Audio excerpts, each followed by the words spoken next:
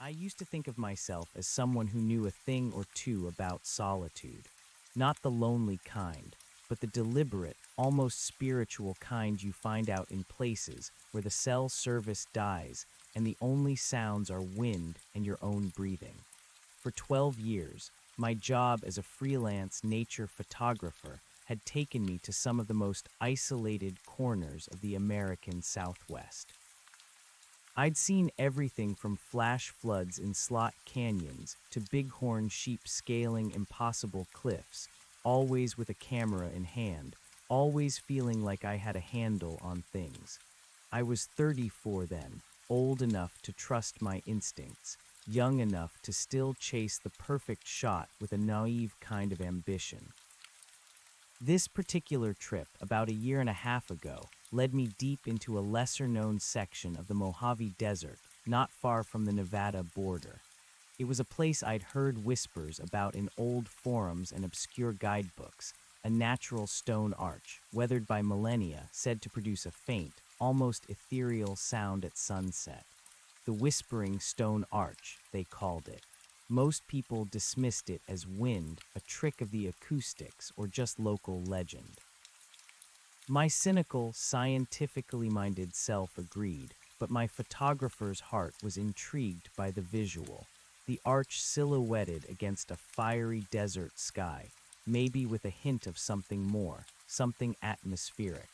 I envisioned a series for a niche online magazine, something hauntingly beautiful.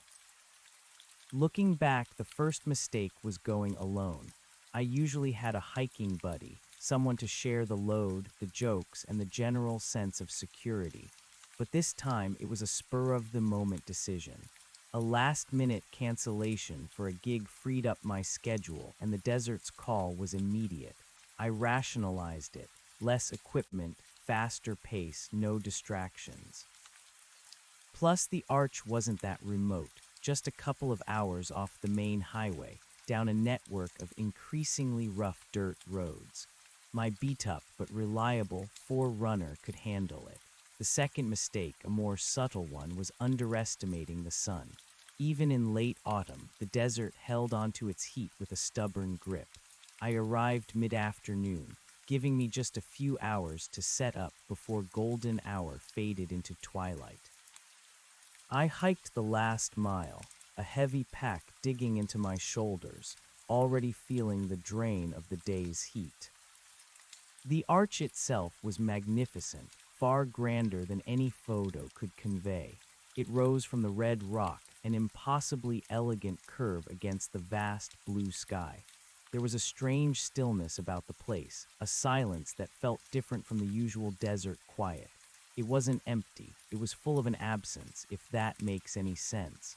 I spent an hour scouting angles, setting up my tripod, meticulously adjusting settings for the perfect sunset shot. The light was painting the rock in hues of orange and purple, and a gentle breeze, soft as a sigh, started to pick up. I could feel the temperature dropping, the desert preparing for its nightly chill. As the sun dipped lower, just kissing the horizon, a peculiar thing happened. The breeze seemed to coalesce, not just around me, but specifically through the arch. It wasn't a gust, it was a sustained, almost melodic current of air, and with it, faint, incredibly subtle, came the sound. It wasn't wind whistling, not exactly. It was softer, like dried leaves rustling, or maybe sand sifting, but with an underlying cadence that made the hairs on my arms prickle. It was the first minor anomaly, the spark. I tried to dismiss it, to tell myself it was just a strange atmospheric effect, but deep down, a little seed of dread had been planted. I told myself it was just the wind, playing tricks with the ancient stone, amplified by the unique acoustics of the arch. My rational mind, the one that had navigated countless tricky situations in the wilderness, scrambled for a scientific explanation.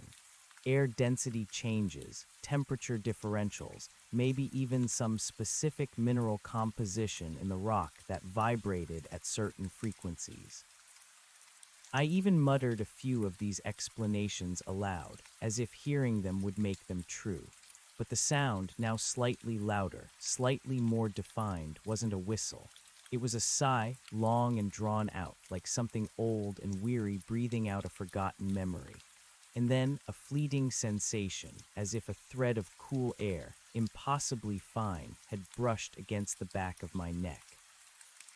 I spun around, camera still on the tripod, lens pointed at the arch, but there was nothing there. Just the deepening twilight and the vast, empty desert stretching into the distance. My hands, usually steady as rocks, felt a tremble. This wasn't just interesting, it was unnerving. I forced myself to breathe deeply to focus on the task. "It's just the light, man," I whispered, convincing no one, least of all myself. "Get the shot." I adjusted the shutter speed, trying to capture the last bleeding oranges and purples from the sun-kissed horizon through the arch. The light was fading fast, and with it, my window for the perfect picture. As I peered through the viewfinder, the sound intensified. It wasn't the single sigh anymore. It was a chorus, faint at first, then rising like a multitude of whispers, each one distinct but unintelligible, all swirling through the arch. My heart hammered against my ribs, my scientific explanations crumbled. This wasn't wind, this was something else. The fine hairs on my arms stood on end, a primal alarm blaring in my brain. My fingers, fumbling, pressed the shutter button repeatedly. Click, click, click. Each snap of the camera was a desperate attempt to record what my mind refused to process. Then through the lens, as if projected onto the very air within the arch's frame, I saw it, or thought I saw it, a shimmer, like heat haze rising from blacktop on a summer day, but localized, contained within the arch, and utterly out of place in the cooling desert air. It pulsed, a faint, almost transparent ripple, coinciding with the peak of the whispering. My breath hitched. I pulled my eye from the viewfinder, blinking rapidly, trying to clear my vision. Nothing. Just the dark, solid rock of the arch, silhouetted against the last vestiges of twilight. "What the hell?" I said aloud, the words a strained croak in the sudden, absolute silence. The whispers had vanished as abruptly as they had come. The air was still, cold, and heavy. My flashlight was in my pack, but I didn't reach for it. My gaze was fixed on the arch, my mind racing through every campfire ghost story, every urban legend, every piece of folklore I'd ever dismissed as nonsense. A shiver, unrelated to the dropping temperature, ran down my spine. My photographer's instinct, however, was stubborn. I had come for a shot. I was getting something, maybe not the ethereal sound, but a feeling. And feelings, translated through a lens, could be powerful. I lifted the camera again, my hand still shaking slightly, and tried to recompose. But the light was gone. The arch was a black maw against a bruised purple sky. I knew I needed to pack up to get back to the Forerunner before true night fell. The desert, for all its beauty, was merciless in the dark. Without moonlight, navigation, even on familiar trails, became a treacherous dance with unseen rocks and hidden crevices. Yet I couldn't tear my eyes away from the arch. It loomed, a silent, imposing guardian of some ancient secret. The feeling of being watched was overwhelming, a sensation I'd experienced before when tracking elusive wildlife, but this felt different. It wasn't the watchful gaze of a desert bighorn. It was something far older, far colder. Suddenly, a small rock, no larger than my thumb, skittered across the sandstone directly in front of me. Not a rolling tumble, but a distinct sliding motion, as if pushed from behind. It stopped within a foot of my hiking boots. I froze, my eyes darting around. There was no wind, no animal, just the rock, perfectly still. That was it, that was the line. My rational mind, beaten into submission, finally conceded. Something was happening here that I could not explain. and whatever it was, it felt less like a natural phenomenon and more like a deliberate interaction, a message. Okay, I said, my voice barely a whisper, not to myself, but to the unseen presence. Okay, I get it. You don't want your picture taken. The air grew heavy again, thick and cold, even colder than the desert night should have been. It felt like walking into a freezer. A subtle pressure built in my ears as if descending rapidly in an airplane. My head started to ache, a dull throb behind my eyes. I scrambled to detach the camera from the tripod, my movements jerky and inefficient. My fingers, numb with cold and a growing sense of panic, struggled with the quick-release plate. Everything felt wrong, off-kilter.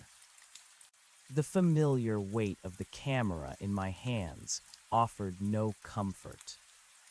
I wrestled the tripod back into its collapsed position, shoved the camera into its padded bag, and slung it over my shoulder. My head throbbed. I felt a growing nausea, an unpleasant churning in my stomach. Was I dehydrated? Had the long day finally caught up to me? Or was this part of whatever this was? The desert silence, once a comfort, now felt oppressive, expectant. I turned my back on the arch, forcing myself to move, to put distance between myself and the unsettling presence. My backpack felt heavier than usual, each step a struggle. I fumbled for my headlamp, pulling it from a side pocket and strapping it on. The beam cut a narrow swathe through the encroaching darkness, illuminating the uneven ground. The path I'd taken to get here, a faint game trail I'd memorized by daylight, was now a maze of shadows and indistinct shapes. My nausea worsened, the pressure in my head intensified. It felt like something was trying to push its way into my thoughts, or maybe out of them. My equilibrium was off. I stumbled, catching myself just before pitching forward onto the sharp rocks. I tried to dismiss it as exhaustion, but a deeper, more insidious thought crept in. It's doing this. It doesn't want you to leave. The whispers returned, faint at first, then closer, closer, like a cloud of tiny, buzzing insects circling my head. They weren't coming from the arch anymore. They were everywhere. My ears strained, trying to pick out a single word, a coherent sound, but it was just a cacophony of sibilant, voiceless noises, pressing in, smothering. Panic, cold and sharp, began to truly set in. I started to run. It was a bad idea, I knew it. Running in the dark over unknown desert terrain was a recipe for twisted ankles, broken bones, or worse. But my body moved on instinct, propelled by an overwhelming urge to escape. The whispers chased me, swirling around my head, a suffocating shroud of sound. The pressure behind my eyes became excruciating, my vision blurred. I tripped, my foot catching on an unseen rock. I went down hard, my knee slamming into the ground, a sharp pain radiating up my leg. My headlamp flew off, its beam bouncing erratically before settling face down, plunging me into absolute darkness. The whispers converged, washing over me, loud, insistent, 1,000 voices screaming silently inside my skull. I clapped my hands over my ears, squeezing my eyes shut, but the sound was internal now, a roaring tempest within my own mind. I lay there curled on the unforgiving desert floor, shivering despite the residual warmth of the day, overwhelmed by the sensory assault. My head felt like it was splitting open. A strange, metallic taste filled my mouth. I could feel my own heartbeat, a frantic drum against my ribs. Then, just as suddenly, it ceased. The silence that followed was even more terrifying than the whispers. It was a complete, profound absence of sound, as if the desert itself had held its breath. The pressure in my head receded, leaving a dull ache. The nausea lessened. I cautiously opened my eyes. Darkness. Absolute, suffocating darkness. My headlamp lay somewhere nearby, its beam extinguished. I pushed myself up, wincing as a sharp pain shot through my knee. My hands fumbled on the ground, searching for the headlamp. My fingers brushed against the cool metal, then the broken plastic of the battery compartment. The impact had shattered it. No light. Damn it, I hissed, the sound thin and insignificant in the vast blackness. Now I was truly alone, truly vulnerable. No light, no clear sense of direction, and a growing certainty that I was not alone in this desert. I took a moment to assess my situation. Knee hurt, probably bruised, maybe twisted, but I could still put weight on it. Head ached, but the piercing pain was gone. Pack was still on my back, a small mercy. Phone was dead, of course, the battery depleted from the day's use and the poor signal reception. My backup power bank was also nearly flat. I had water, a few energy bars, a first aid kit, and a compass. Useless without a map or a clear destination. My forerunner, that was the goal. 2 miles, maybe a little more, back the way I came. It had to be back that way. I tried to remember the landmarks I'd noted on the hike-in, a distinctive cluster of saguaros, an unusually shaped rock formation, a wash that curved to the east. In the daylight, they were easy markers. In this pitch-black night, they were invisible. I fumbled for my compass, pulling it from a small pouch on my belt.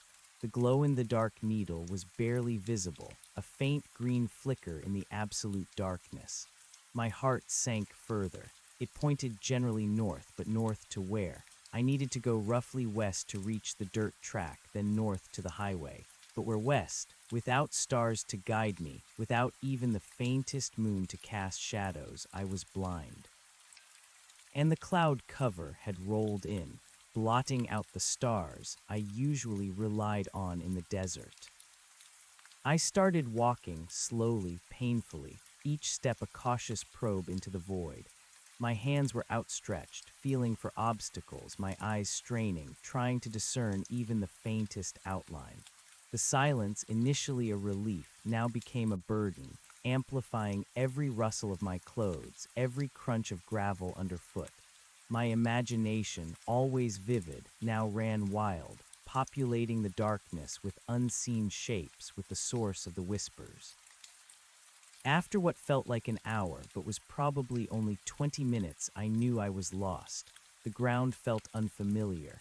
I hadn't come across any of the markers I remembered. The faint game trail had vanished. I was off path, wandering in an unknown direction, deeper into the Mojave.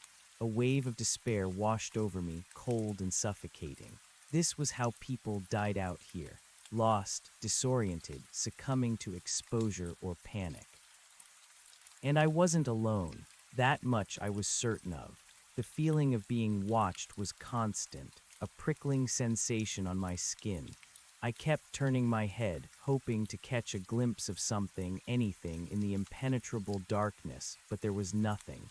Only the heavy, watchful presence. I stopped trying to collect my thoughts, to calm the frantic thrumming in my chest. What would I do if I encountered a mountain lion? A coyote? I had no defense. My camera, my only tool, was for observing, not for protection. "Hello," I called out, the words swallowed immediately by the vast emptiness. My voice sounded weak, pathetic. I tried again, louder. "Is anyone there?" Silence, only the thudding of my own heart in my ears. Then a faint sound, not a whisper this time, but a dry, rustling scrape directly behind me. It sounded like something dragging itself across the sand, slowly, deliberately. I spun around, my blood turning to ice. My eyes, now somewhat adjusted to the absolute darkness, picked up a hint of movement, a disturbance in the air, lower to the ground. It was too low for a person, too slow for a coyote. It was long and sinuous. My throat went dry, every instinct screamed danger. I wanted to run, but my legs felt rooted to the spot. What was that? A snake, a very large snake, but the sound was wrong for a snake. It was heavier, more substantial. And it continued, a slow, methodical scrape, scrape, scrape, circling me. I tried to back away, but my feet tangled, and I nearly fell again. The sound seemed to pick up speed, the scraping getting closer. My mind conjured images of enormous desert centipedes, of mutated creatures from sci-fi movies, anything but what it could actually be. Finally, I reached into my pack, my fingers blindly searching for my multi-tool, anything with a blade, however small. My hand closed around the cool metal, and I pulled it out, flicking open the small utility knife. It was pathetic, I knew, but it was all I had. I gripped it tightly, holding it out in front of me, a useless offering against the unseen horror. The scraping stopped. The silence descended once more, but this time it was different. It was expectant, waiting. I could feel its presence, closer than ever, just beyond the reach of my outstretched hand. The cold, heavy air pressed in on me again, accompanied by that subtle, nauseating pressure in my head. Then a new sound, a low, guttural moan coming from directly in front of me, but seeming to emanate from the very ground. It was deep, resonant, and utterly inhuman. It vibrated through my bones, shaking me to my core. This wasn't a whisper. This was a voice from the depths. I stumbled backward, tripping over my own feet, and landed hard on my backside. My mind was screaming. This wasn't possible. None of this was possible. My scientific, rational brain was utterly shattered. I was losing my mind, out here in the pitch black alone, being tormented by what? The moan deepened, elongated, and then slowly faded into a low, mournful hum. The air shimmered again, a faint, almost imperceptible distortion, like heat haze, coalescing directly in front of me, right where the sound had come from. I squinted, trying desperately to pierce the veil of darkness. And then, for a fleeting moment, as if my eyes were playing a cruel trick on me, I saw it. Not clearly, not distinctly, but enough. A shape, tall, impossibly thin, almost skeletal, outlined in the faintest, almost non-existent glow. It wasn't solid. It was translucent, like a wisp of smoke, but it had form, an elongated, slightly twisted form that seemed to writhe and sway without wind. It had no discernible features, just a vague, towering outline, darker than the night around it, yet somehow glowing from within, and it was moving towards me. My scream caught in my throat, a choked gasp. My body screamed for flight, but my legs were useless.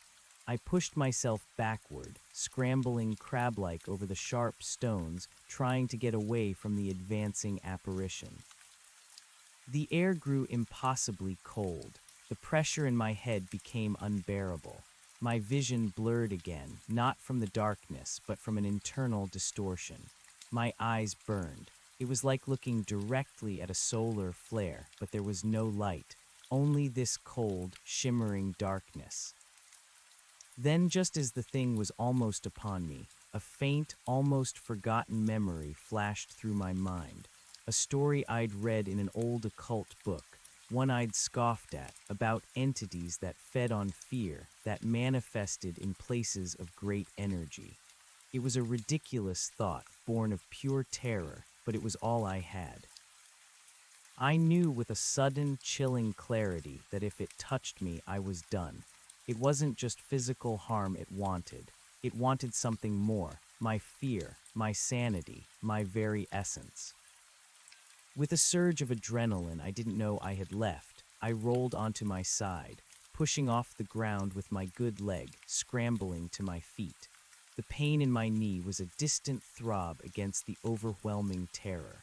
I turned and ran, blindly, headlong into the darkness, not caring where I was going, only caring that it was away from that thing. The ground was uneven, treacherous. I stumbled repeatedly, my feet catching on unseen roots and rocks. My breath came in ragged gasps, burning in my lungs. I could hear nothing behind me, no scraping, no moan, no whispers. Only the frantic thumping of my own blood in my ears, but I knew it was there. I could feel its presence, a cold shadow stretching out to engulf me. I ran until my legs gave out, until my lungs felt like they would burst. I tripped, falling face first onto the desert floor, gasping for air, tears streaming down my face from exhaustion and terror. I lay there, trembling, waiting for the cold, shimmering darkness to envelop me. But it didn't. After several agonizing minutes, as my breathing slowly returned to normal, I realized the oppressive cold had dissipated. The pressure in my head was gone. The absolute silence was back, but this time it felt less menacing, more like the natural quiet of the desert. The presence was gone, or at least it had receded. I pushed myself up onto my hands and knees, my body aching, every muscle screaming in protest. My knee was throbbing a dull, persistent pain. I felt utterly spent, physically and emotionally. The adrenaline had worn off, leaving me weak and disoriented. Slowly, carefully, I rose to my feet. The darkness was still absolute, but my eyes had adapted further. I could now distinguish vague shapes against the slightly less dark sky. A faint, almost imperceptible lightning in the east suggested the approach of dawn, still hours away. I was utterly and completely lost. I had no idea where the arch was, where my forerunner was, or even which direction the highway lay. All I knew was that I had to keep moving. I couldn't stay here, not after what I had just experienced. The thought of waiting out the night, motionless, vulnerable, filled me with renewed dread. My compass was still clutched in my hand, its faint green needle wavering. East, that was where the sun would rise. If I could keep walking east, or at least generally east, I might eventually hit a road, a ranch, anything.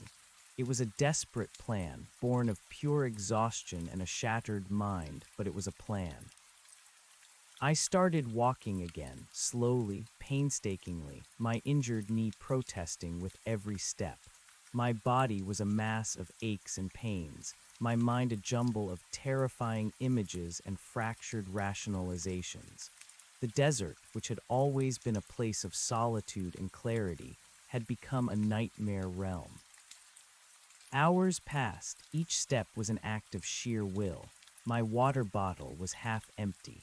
The energy bars were gone. My throat was dry, my lips cracked. The air, though cold, felt heavy and thin. I walked for what felt like an eternity, the darkness slowly giving way to a pre-dawn gloom. The shapes around me, once indistinct, slowly took on the familiar forms of desert flora, yucca, creosote bush, the occasional sparse cholla. Then, just as the sky began to blush with the first hint of orange, I saw something. A faint, almost imperceptible line in the distance. Not a rock formation, not a natural feature.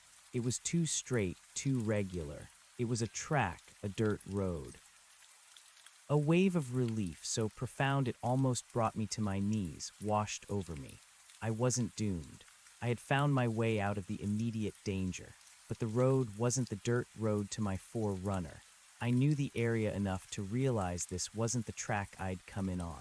This was a different one, smaller, less maintained, likely an old mining road or a ranch access track, long disused. Still, it was a road. It meant civilization, however distant. I pushed forward, renewed hope coursing through my veins, despite the agonizing protest of my knee. As I got closer, I could see it more clearly. It was indeed an old track, barely more than 2 ruts in the sand, flanked by gnarled mesquite trees and sun-baked boulders. I reached the road, stumbling onto its dusty surface. It stretched out in both directions, seemingly endless. Which way to go, left or right? I pulled out my compass again. The sun was now a fiery sliver on the horizon, painting the sky in glorious reds and oranges. The desert, momentarily, looked beautiful again, but its beauty was now tainted, shadowed by the horrors of the night. I looked down the road to my left. It appeared to curve away, leading deeper into what looked like a more mountainous, rugged area. I looked to the right. It seemed to follow a flatter, more open path, possibly heading towards a more populated area. Common sense, or what little I had left, dictated right.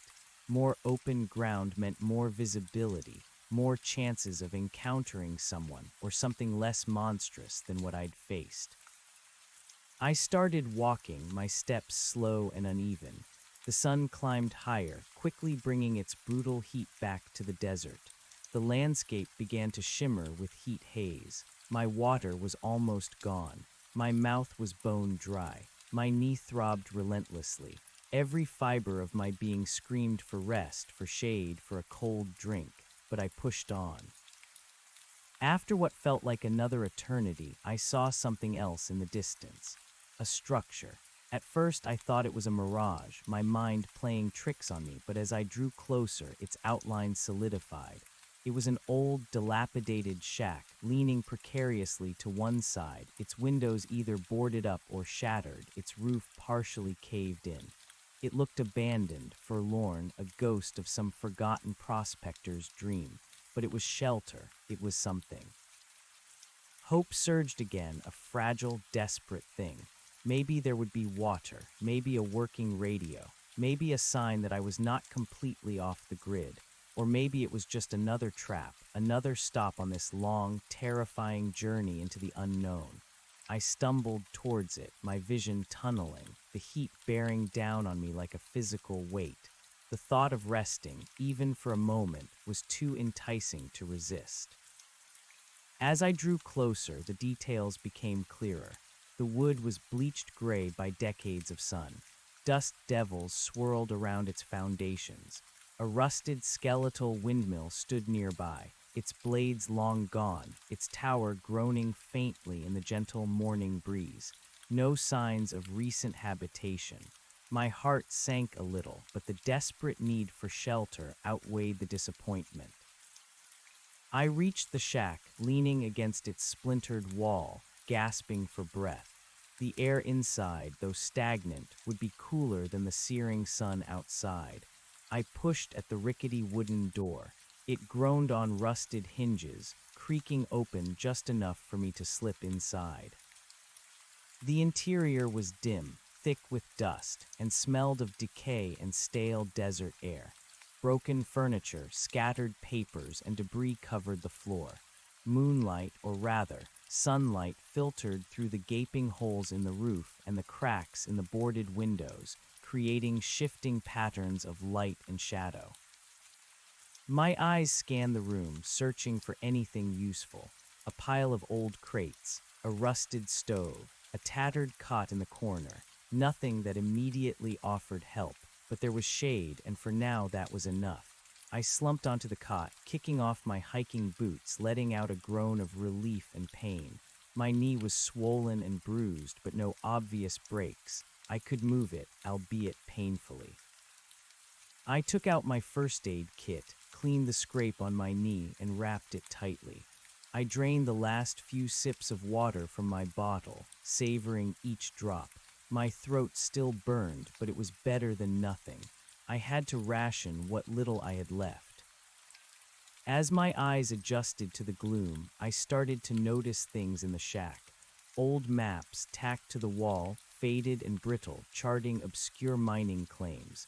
Tools, rusted beyond recognition, scattered on a workbench. And in the corner, half hidden under a pile of canvas, something else. A book. It was bound in weathered leather, thick and heavy, its pages yellowed and brittle. Curiosity, a powerful force even in my exhausted state, compelled me to reach for it.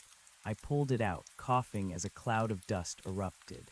The cover was blank save for a single, crudely drawn symbol, a swirling, almost fractal pattern that seemed to pull at the edges of my vision. It was unsettling, yet strangely familiar. I opened the book carefully, the spine groaning in protest. The pages were filled with handwritten script in faded ink in a language I didn't recognize. Not English, not Spanish. It looked like some form of ancient script or perhaps a cipher. Interspersed with the text were more of the strange, swirling symbols, some more intricate, others simpler, almost like runes.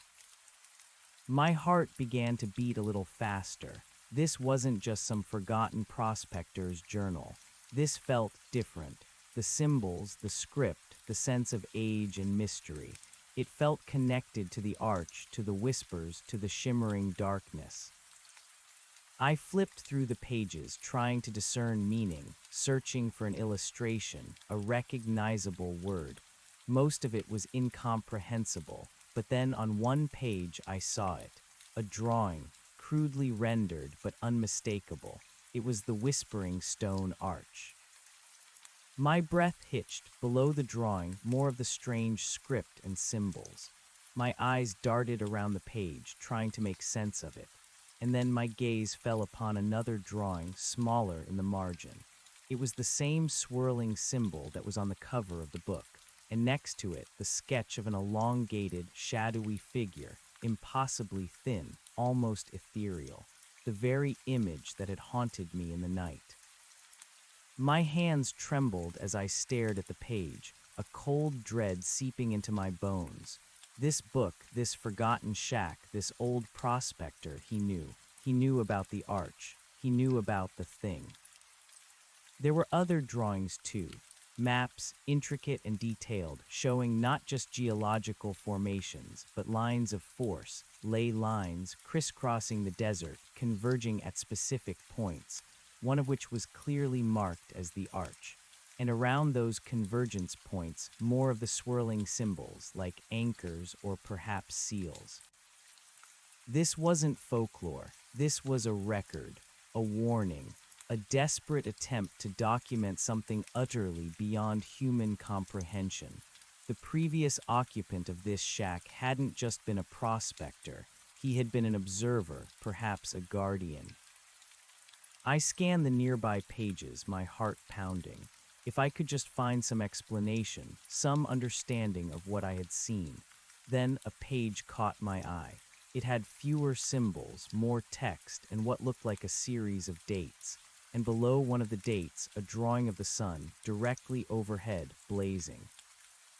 And beneath that, a phrase written in what appeared to be English, though the letters were old-fashioned and slightly uneven. When the veil thins and the sun bleeds, they watch. My blood ran cold. They watch. The words echoed the feeling I'd had all night, the sense of being observed, pursued. And the veil thins that sounded chillingly accurate for what I had experienced. The arch, the whispers, the shimmering darkness, the creature, it all fit. I continued to turn the pages, frantically, searching for more English words, for answers. I found scattered words and phrases, almost like a code or a desperate cry. The gate, the other side, the dissonance, the feeders. And then a repeated phrase, circled and underlined multiple times, almost scratched into the brittle paper. Do not engage, do not acknowledge, do not fear. Do not fear, that was the hardest part. My entire being was still suffused with terror from the night. But reading it, seeing it written down, a strange clarity began to form amidst the chaos of my thoughts. If they fed on fear, then my fear was their sustenance, their invitation. The only way to survive was to deny them that, to fight back with defiance, with courage. The thought, though terrifying, brought a strange spark of resolve. I was no longer a lost photographer. I was a man who had stumbled into something ancient and terrifying, and who, somehow, had to find his way out. I kept reading, hoping for more clues, more instructions. The book was a mess of madman's ravings and profound insights, often indistinguishable. It spoke of cycles, of alignments of stars and planets, of certain places on Earth where the barrier between worlds was weakest. The arch was one such place, a node, a thin spot. And then I found another drawing. It wasn't of the arch, but of a different structure. A cairn, a pile of stones, and underneath it the word ward, and another phrase, when the sky weeps fire, seek the old stones, they remember. When the sky weeps fire, I looked up through a hole in the roof. The sun was directly overhead now, a blazing white disk in the pale blue sky. It was hot, searing. It wasn't weeping fire, not literally, but perhaps it was a metaphor, or perhaps there was another meaning I was missing. I closed the book, clutching it tightly. This wasn't just a curiosity. This was potentially my survival guide, but it was written in cryptic language, full of vague warnings and obscure instructions. I needed to understand it. I needed time, and I needed to get out of this remote part of the desert. My immediate priority was water and rescue. I had to get to a populated area, a highway, anywhere I could find help. But now, with the knowledge from the book, I knew it wasn't just about survival against the elements. It was about survival against them. I carefully placed the book in my backpack, wrapping it in a spare shirt to protect it. My body still ached, but my mind felt sharper, driven by a new purpose. I wasn't just walking to survive. I was walking to escape an unseen enemy, armed with a madman's journal. I pushed myself up from the cot, my knees screaming in protest. I needed to keep moving. I needed to find a way back to civilization. But the sun was now at its zenith, baking the desert floor, making any movement a challenge. The heat inside the shack, though less direct, was still stifling.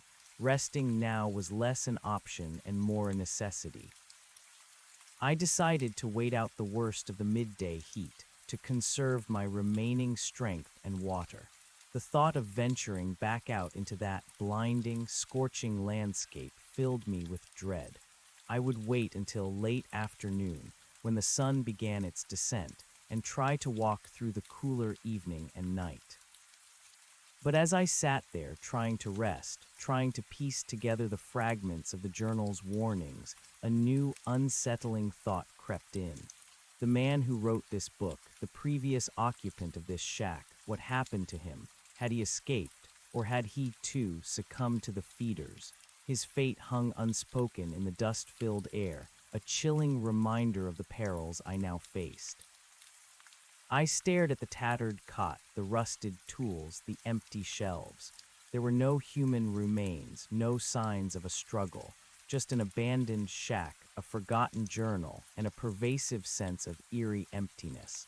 It was as if he had simply vanished, leaving only his warnings behind. A sudden, sharp, metallic clang echoed from outside the shack. My head snapped up, adrenaline surging through me. Had they found me? Was it the creature from last night, or something new, something worse? I grabbed my multi-tool, its small blade a pathetic defense, and cautiously peered through a crack in the boarded window. Nothing, just the shimmering heat haze distorting the distant landscape. The sound must have been the old windmill, groaning in the wind, or a piece of metal falling from the collapsing roof. I forced myself to breathe, to calm my racing heart. Do not fear. The words from the book resonated in my mind, a desperate mantra. But it was hard not to fear. Every creak, every shadow, every shift in the air felt pregnant with menace. The desert, once a place of solitude, now felt like a vast, ancient hunting ground, and I was the prey. My phone was dead, no signal anyway. My GPS tied to my phone was useless. I was truly isolated, truly cut off. I had to remember everything I knew about desert survival, but now I had to overlay it with a new, terrifying layer of rules. Rules against engaging, acknowledging, fearing. Rules for dealing with something that was not animal, not human, but something other. The hours crawled by. The sun began its slow descent, painting the sky in fiery hues that were beautiful, yet haunting. The heat began to lessen, giving way to the gentle coolness of late afternoon. My body was still exhausted, my knee ached, but the thought of staying in that shack for another night, alone, vulnerable, was unbearable. I slung my pack over my shoulder, the weight of the book within it. I slung my pack over my shoulder, the weight of the book within it a heavy, almost sentient presence. The sun had dipped lower, casting long, distorted shadows across the desert floor, turning the landscape into a canvas of shifting forms and deceptive depths. The air was still warm, but a subtle coolness was beginning to creep in, promising the chill of the coming night. My knee throbbed, a dull, persistent ache, but the urgency to move, to put distance between myself and the arch, and whatever else lurked in this cursed corner of the Mojave, was a stronger motivator than any pain. I stepped out of the shack, the creak of the door a loud sound in the gathering quiet. The old windmill, skeletal and silent, stood against the bruised purple sky. I cast one last glance back at the dilapidated structure, feeling a strange mix of gratitude and unease. It had offered me shelter, but it had also delivered a terrifying truth. I resumed my walk along the faint dirt track, heading right, towards what I hoped was more open country and eventual civilization. Each step was deliberate, cautious, my eyes scanning the terrain ahead. The words from the book echoed in my mind: do not engage, do not acknowledge, do not fear. It was a mantra I repeated silently, over and over, trying to imbue it with strength, with belief, to ward off the insidious tendrils of panic that threatened to overwhelm me. The desert in this transitional hour was eerily beautiful. The last rays of sunlight painted the distant peaks in hues of gold and rust, and the vast sky deepened from sapphire to indigo. But I couldn't appreciate its beauty, not truly. Every shadow seemed to conceal something. Every gust of wind sounded like a whisper. My senses were on high alert, hyper-aware, straining for any sign of the unseen. As the last sliver of sun vanished below the horizon, plunging the desert into the rapid descent of night, the silence grew profound. The temperature dropped quickly, and a shiver, not entirely from the cold, ran down my spine. My headlamp was broken, my phone dead. I was back to navigating by the dim light of the rising stars and the faint, almost imperceptible glow of the Milky Way beginning to arc across the heavens.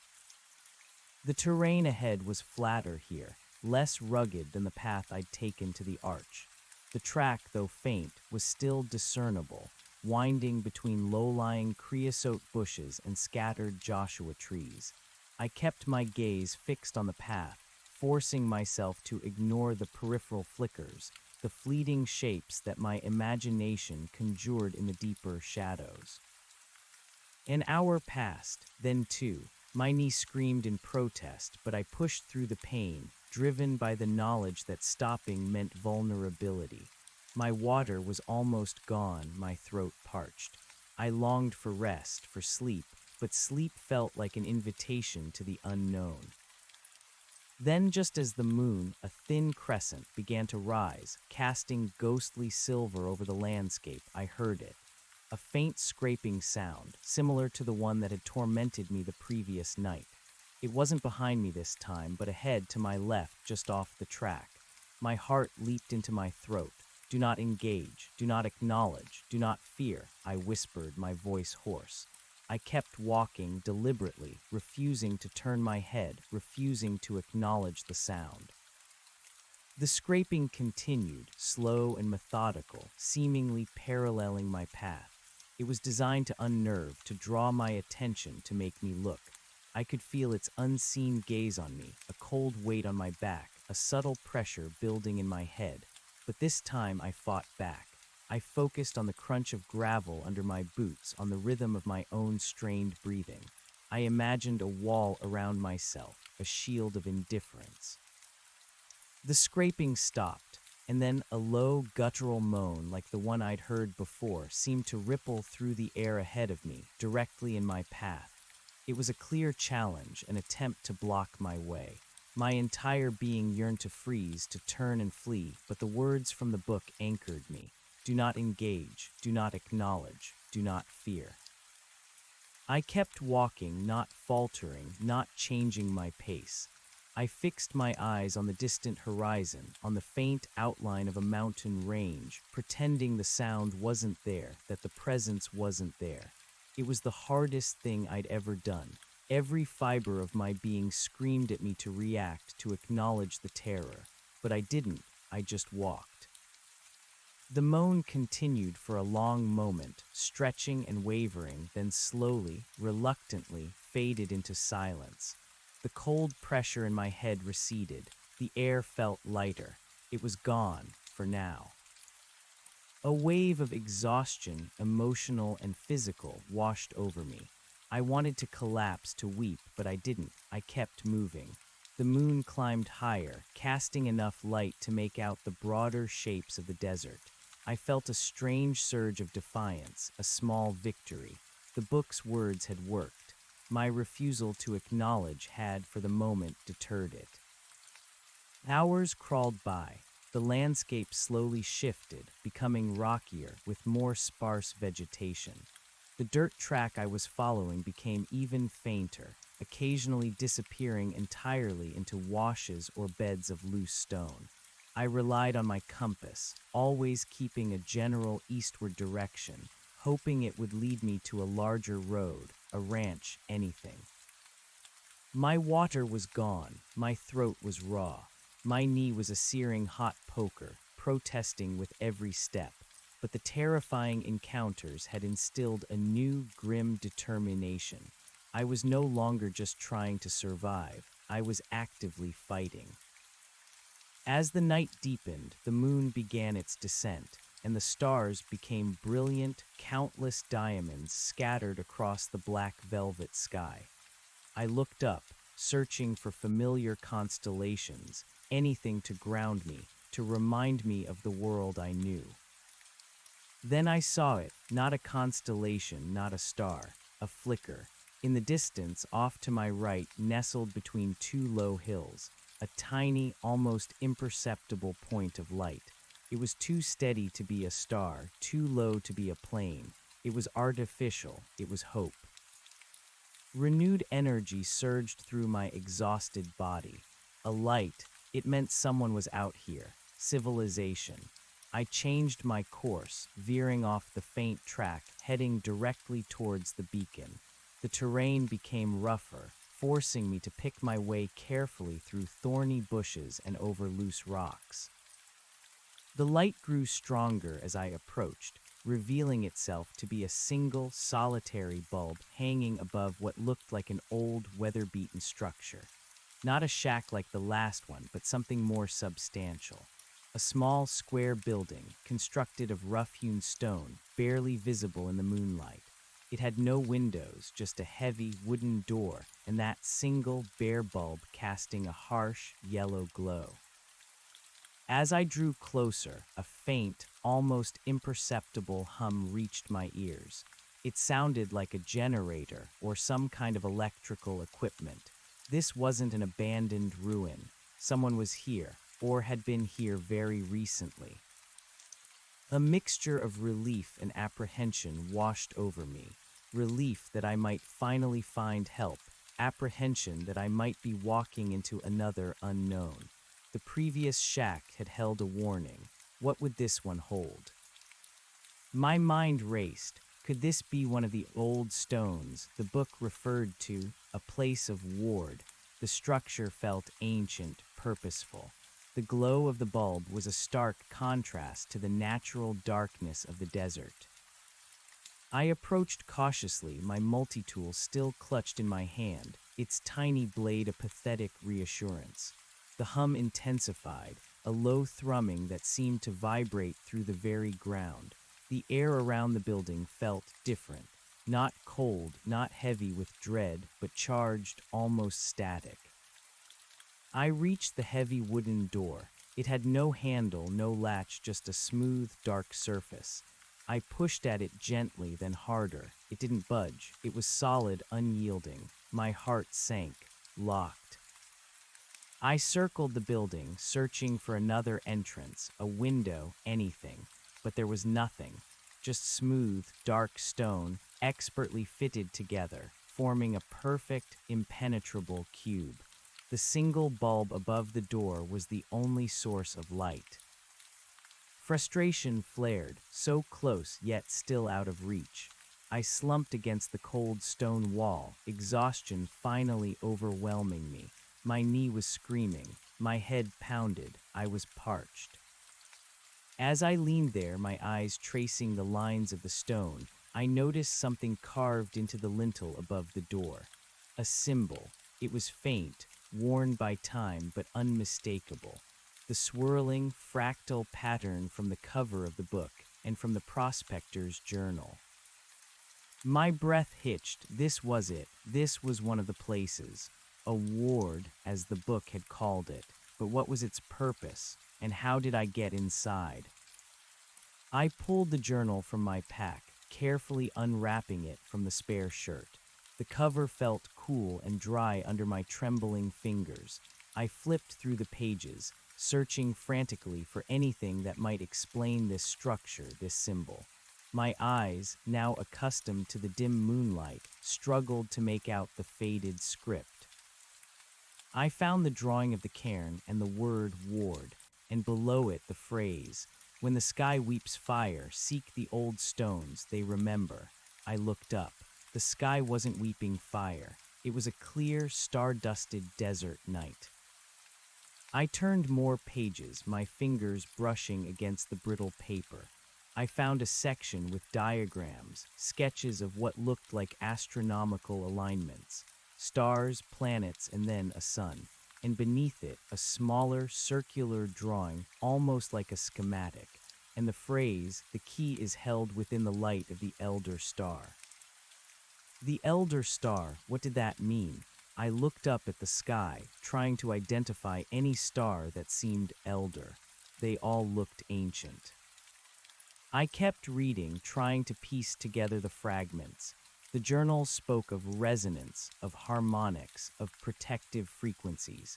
It described nodes and conduits, and how certain constructions could either amplify or dampen the dissonance from the other side. This building, this ward, was clearly one of the latter. My gaze fell on another sketch, a hand pressing against a surface, and below it a sequence of symbols, some of the swirling fractals, others more angular, like geometric shapes, and a single, underlined word, touch. Touch, I looked back at the door. It was solid, smooth, no visible mechanism. What if it wasn't a physical lock? What if it required something else? I looked back at the sketch of the hand. It wasn't just pressing. It seemed to be performing a subtle motion, a tracing of the symbols. The symbol above the door, the swirling fractal. Taking a deep breath, I pushed myself up from the wall. My knee protested fiercely, but my mind was alight with a new kind of focused intensity. This wasn't just a place of refuge, it was a puzzle, a test. I raised my hand, tracing the faint outline of the swirling symbol on the lintel above the door. It was rough to the touch, worn by millennia of wind and sand. Nothing happened. The stone remained cold, impassive. I tried again, more carefully, pressing my palm flat against the symbol, mimicking the drawing in the book. As I did, a faint tremor, almost imperceptible, ran through the stone beneath my hand. The hum from within the building seemed to deepen, to become more resonant. My heart hammered against my ribs. Something was happening. I remembered the sequence of symbols in the book, the ones next to the touch instruction. They weren't just random marks. They formed a pattern, a kind of key. I looked from the symbol on the door to the page in the book. The main symbol on the lintel was the first in the sequence. But what about the others? There were no other symbols carved on the door itself. I carefully examined the lintel again, my fingers exploring every inch of the rough stone. And then I found them, almost invisible, hidden by erosion and centuries of dust, tiny, faint etchings. More of the angular symbols, forming a precise sequence, leading away from the central fractal. This was it, the key. With trembling fingers, I began to trace the symbols, one by one, in the order depicted in the book. It felt absurd, like something out of an Indiana Jones movie, but every alternative, every rational explanation had been shattered. I was desperate. As I traced the final symbol, pressing my palm against it, the stone door before me didn't swing open. Instead, a deep, resonant thrum echoed from within the building. The air around me crackled with energy, and the single light bulb above the door flickered, then brightened intensely, casting stark shadows across my face. And then, with a low groan that seemed to come from the very earth itself, the heavy stone door began to slide inward, not swinging, but receding into the wall itself, revealing a gaping black maw. I stared, my breath hitched in my throat. It had worked. Cautiously, I peered into the darkness. A faint, earthy smell wafted out, mingled with something metallic, something ancient. The humming was louder now, a constant, low thrum that vibrated through my bones. "Hello," I called out, my voice swallowed by the emptiness. Silence, only the hum. With a surge of renewed apprehension, I stepped through the threshold. The moment I crossed the invisible line, the door slid shut behind me with a soft thud, plunging me into absolute darkness. My heart leaped. I fumbled for my multi-tool, clicking open its tiny knife, a pathetic comfort. Then a faint, ethereal glow emanated from within the stone walls themselves. Not a light bulb, but a soft, internal luminescence, outlining the contours of the chamber I stood in. It was a single, circular room, perhaps 20 feet in diameter, with a high, domed ceiling. The walls were made of the same dark, expertly fitted stone as the exterior. In the center of the room, directly beneath where the door had been, was a large circular slab of polished black stone, about 6 feet across. Intricate symbols, the swirling fractals and angular runes, were carved into its surface, glowing with the same faint luminescence as the walls. And in the very center of the slab, a shallow depression, filled with something dark and viscous. The air inside was cool, dry, and utterly still. The hum was constant, emanating from the very fabric of the building. It felt protective, secure. The heavy, watchful presence of the feeders that had plagued me outside was gone. Here, in this stone chamber, I felt an almost immediate sense of calm, a reprieve from the terror. My knee still throbbed, but the acute pain had dulled. My exhaustion was still profound, but the adrenaline had subsided, replaced by a strange, almost peaceful sense of awe. This was truly a ward. I carefully approached the central slab, my eyes tracing the glowing symbols. They pulsed faintly, as if with a slow, internal breath. The dark, viscous substance in the depression looked like dried blood, or perhaps some ancient, congealed resin. The journal, I remembered the drawing of the sun and the phrase, "When the sky weeps fire, seek the old stones, they remember." And then, the key is held within the light of the elder star. I looked up at the domed ceiling. It was smooth stone, but I noticed a tiny, almost invisible pinprick hole directly above the central slab. As I stared at it, a faint beam of moonlight, impossibly thin, pierced through the pinprick and landed directly in the center of the dark depression on the slab. It was faint, barely discernible, but it was there. And as the moonlight touched the viscous substance, a reaction occurred. The substance began to glow, not with the ethereal blue of the walls, but with a deep, pulsating red. And from it, slowly, a wisp of vapor began to rise. The humming in the room intensified, vibrating through the stone, through my very bones. The glowing symbols on the slab brightened, pulsing with a frenetic energy. And then, from the rising vapor, a shape began to form. My breath caught in my throat. It wasn't the shadowy, elongated figure from the night. This was different. It was smaller, more defined, coalescing into a shimmering, almost crystalline form. It was hard to make out details, but it seemed to shift and swirl like smoke, but with a solidity that suggested immense power. It radiated an energy that was both ancient and alien, but not inherently malicious. It felt neutral, observational. And then a voice, not the whispers, not the guttural moan. This was different. It was a resonant, melodic hum, but it formed into words directly in my mind. No sound, yet perfectly clear. You are not lost, wanderer. You are found. I stumbled backward, hitting the cold stone wall, my mind reeling. Telepathy. Of course, why not, after everything else? Do not fear us, little one, the voice continued, soft and ancient. We are not the ones who feed. Who are you? I stammered aloud, my voice trembling.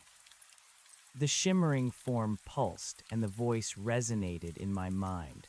We are the keepers, the wardens of the veil. We are what remains of a duty, a purpose, across countless cycles. The veil, I whispered, remembering the phrase from the journal. The barrier between your world and the outside, the keeper responded. It thins in certain places at certain times. The arch is one such place, a gateway, a wound. And the things, the whispers, the creature. The dissonance, the feeders, as your elder called them, the keeper explained. Entities from the outside, drawn to the thinning, drawn to your fear. They seek to cross, to consume, to corrupt. The arch calls to them. It is their entry point. And this place, I gestured around the stone chamber. This is a ward. It is a focal point, the keeper said, built by the elder and others before him to stabilize the veil, to dampen the dissonance, to offer sanctuary to those who stumble upon the truth. The elder, I said, the man who wrote this book. His spirit lingers here within the stone, within the purpose, the keeper replied. He was a strong one, a guardian. He sought to warn, to protect. What happened to him? I asked, a chilling thought forming in my mind. The shimmering form shifted, as if sighing. He fulfilled his duty. He stood against the dissonance until his vessel could no longer hold. He released his essence to the ward, strengthening its resonance. A sacrifice, but not a defeat. My blood ran cold. He had died here, or near here, becoming one with the protective energy of the ward. So what do I do? I asked, suddenly feeling the immense weight of this new, terrifying knowledge. How do I fight them? How do I get out of here? You have already begun, the keeper said, its voice resonating with a strange pride, by refusing to fear, by seeking knowledge, by entering this place of protection. The arch itself is unstable. It is weakening. The dissonance grows bolder. You must understand the cycles, the alignments. The elder's journal holds the patterns, the warnings, but you must also carry a new duty. Duty, I repeated, my mind struggling to process. To carry the truth, to warn others if they will listen, to safeguard the knowledge for when the veil thins again, as it always will, the keeper explained. The arch must be sealed or its influence contained. That was the elder's final work, incomplete. Sealed, howl. There are other nodes, other wards, the keeper said, less potent than this one but connected. They form a network. The elder sought to reactivate them, to create a greater resonance. He left clues, maps in his records. My gaze went to my backpack, to the journal within it. This wasn't just a survival guide, it was a blueprint, a mission. You are safe here, little one, for now, the keeper continued. Rest, replenish, study the elder's wisdom. The moonlight will sustain the ward, and the veil will be strong while you are within these stones. But you cannot stay forever. Your world calls. But how do I leave? I asked, looking back at the solid stone door. And how do I know when it's safe? The light will guide you, the keeper said, and the faint, thin beam of moonlight on the central slab brightened slightly. When the sun returns, the portal will open again. But be wary. The dissonance will know you have been here. They will seek you. You have been marked by this encounter, for better or worse. You carry the resonance now. They will not forget you. The weight of the keeper's words settled heavily upon me. Marked, pursued, my life as a freelance photographer, chasing sunsets and remote landscapes, felt like a distant, naive dream. I was now something else entirely, a reluctant guardian, a bearer of forbidden knowledge. What about water, food? I asked, my voice barely a whisper. The shimmering form pulsed. There is a cache left by the elder, behind the central slab, enough to sustain you for a time. I moved slowly, painfully, around the glowing slab. True to the keeper's word, concealed in a small alcove in the stone wall behind it was a collection of supplies. Several sealed canteens of water, some dried rations in vacuum-sealed bags, a small, solar-powered lantern, and a more robust first aid kit. A wave of profound relief washed over me. Actual, tangible help. I collapsed onto the stone floor, my back against the cool wall, the journal open in my lap. I drank deeply from one of the canteens, the cool water a balm to my parched throat. I ate some of the dried meat, savoring every bite. The strength slowly began to return to my limbs, but the fatigue in my mind remained. I spent the rest of the night poring over the journal, the keeper's voice echoing in my mind, helping me interpret the cryptic script and symbols. The solar lantern cast a steady, soft light, illuminating the ancient pages. The keeper remained, a shimmering, silent presence, radiating a sense of calm that allowed me to focus. The journal was indeed a treasure trove of information. It detailed the nature of the feeders, entities that existed in a state of pure hunger, drawn to emotional energy, especially fear and despair. They were not corporeal in my world, but manifested as distortions, whispers, and terrifying illusions, growing stronger the more one acknowledged or feared them. They could not directly cross the veil unless the thinning was severe, or if they were invited by intense, prolonged emotional output. The arch, the journal explained, was one of 7 primary nodes in the southwest, forming a protective, ancient network, originally built by a long-forgotten civilization to maintain the balance of the veil. Over millennia, most of these wards had fallen into disrepair or been lost, weakening the overall structure. The elder had spent his life trying to rediscover and reactivate them. The maps in the journal now made sense. They showed the locations of the other nodes, marked with similar swirling symbols. Most were deep in the wilderness, in places I knew to be remote and dangerous, even without the added supernatural threat. The elder had almost completed his work, but time and his own aging body had run out. My mind reeled. This wasn't just a story now, it was my reality. My purpose had shifted from merely surviving the desert to understanding and potentially continuing the work of this elder. I was no longer an observer, I was a participant. As the pre-dawn gloom began to filter through the tiny pinprick in the ceiling, diluting the moonlight beam, the keeper's shimmering form began to fade. "The sun approaches, little one," the voice resonated. "Your time of safety grows short. The door will open soon. Be strong, be vigilant, do not fear." The keeper's form dissolved entirely. leaving only the faint, internal glow of the stone walls and the insistent hum of the ward. The dark substance in the central depression returned to its inert state. I gathered my supplies, refilling my water bottles, packing the dried rations. I placed the journal carefully back into my pack, now knowing its true significance. My knee, though still sore, felt much better. The swelling reduced, the pain dulled. The rest, the food, the water, and the strange, protective energy of the ward had done wonders.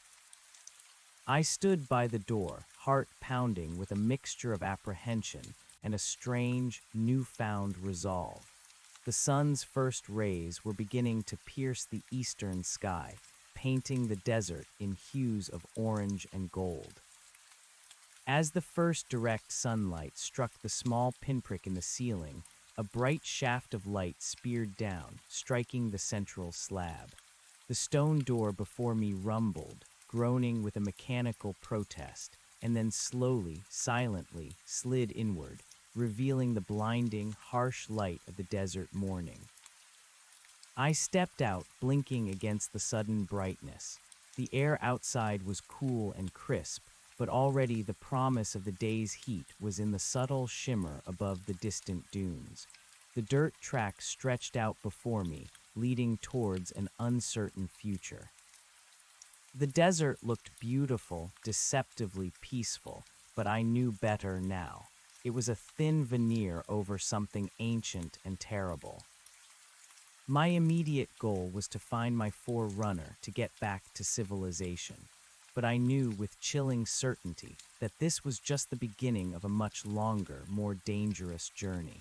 The knowledge I carried, the duty I had implicitly accepted, would not allow me to simply go back to my old life. The arch, the feeders, the wards, they were all real, and I was now a part of their story. I looked back at the stone building, the ward. It stood silent, impassive, its single light bulb now extinguished in the morning sun. The swirling symbol above the door seemed to pulse with a faint, almost imperceptible energy. Then a faint shimmer, just at the edge of my vision, far off in the direction of the arch. It was gone as quickly as it appeared, but it was enough. They were out there. They were waiting. My breath hitched, my hands clenched around the straps of my backpack. Do not fear. The mantra resonated in my mind, a fragile shield against the rising dread. I had to get to my vehicle. I had to reach a place where I could begin to process this, to plan. The old mining road stretched before me, seemingly endless. I started walking, each step carrying me further into a destiny I could never have imagined, a new chapter in a story that had begun long before my time and was far from over. The sun, a searing orange eye, climbed relentlessly higher, baking the desert floor as I walked. Each step on the dusty track sent a fresh jolt of pain through my injured knee, but the ache was now a familiar companion, almost a dull whisper compared to the clamor of revelation in my mind. The old mining road stretched before me, a ribbon of pale earth leading into the vast, indifferent expanse of the Mojave. I was armed with a full canteen, a small pack of dried rations, and the chilling knowledge from the elder's journal. My purpose had narrowed to a sharp point: find my forerunner, get to safety, and then somehow figure out how to live with this terrifying new truth. The sense of being watched was less intense now, a lingering echo rather than an active presence. The ward's protection, the keeper's calm counsel, had instilled a fragile shield around me, but the desert held its breath, and I knew it was only a temporary reprieve. The feeders, the dissonance, whatever they were, had marked me. I was no longer just a man lost in the wilderness. I was prey, walking a tightrope between my world and the outside. The hours that followed were a grueling test of endurance. The sun beat down, turning the air into a shimmering mirage. My throat was dry, even with careful sips from the canteen. My knee throbbed, a steady drumbeat of protest. but my mind was clearer, sharper than it had been since the terrifying night at the arch. The journal's cryptic entries, illuminated by the keeper's telepathic guidance, played over in my thoughts. The elder's maps, now understood, told me I was heading generally southeast. My forerunner, if I had oriented myself correctly that first night, was roughly northwest of the arch. The dirt road I was on wasn't the one I'd used to get in, but it trended towards a more populated area, or at least a major highway further south. That was my best bet for rescue, for cell service, for a return to a semblance of normal. I focused on the details, the texture of the sand, the resilient growth of the creosote bushes, the way the light caught the distant mountain peaks. I tried to ground myself in the tangible, to avoid letting my mind drift to the invisible horrors. Do not engage, do not acknowledge, do not fear. It was a constant internal chant. Around mid-afternoon, the heat began to lessen its brutal grip. The shadows started to lengthen, bringing a welcome, if temporary, coolness. I spotted a cluster of 3 tall saguaros in the distance, a landmark that sparked a faint memory. Could it be? I pressed on, a renewed flicker of hope urging my tired legs forward. As I drew closer, the saguaros confirmed my suspicion. They were the same ones I'd noted on my hike to the arch, a minor detour I'd taken to scout a particular rock formation, which meant, if I was right, I was circling back, but closer to the track that led to my forerunner. I was still off path, but I had a point of reference.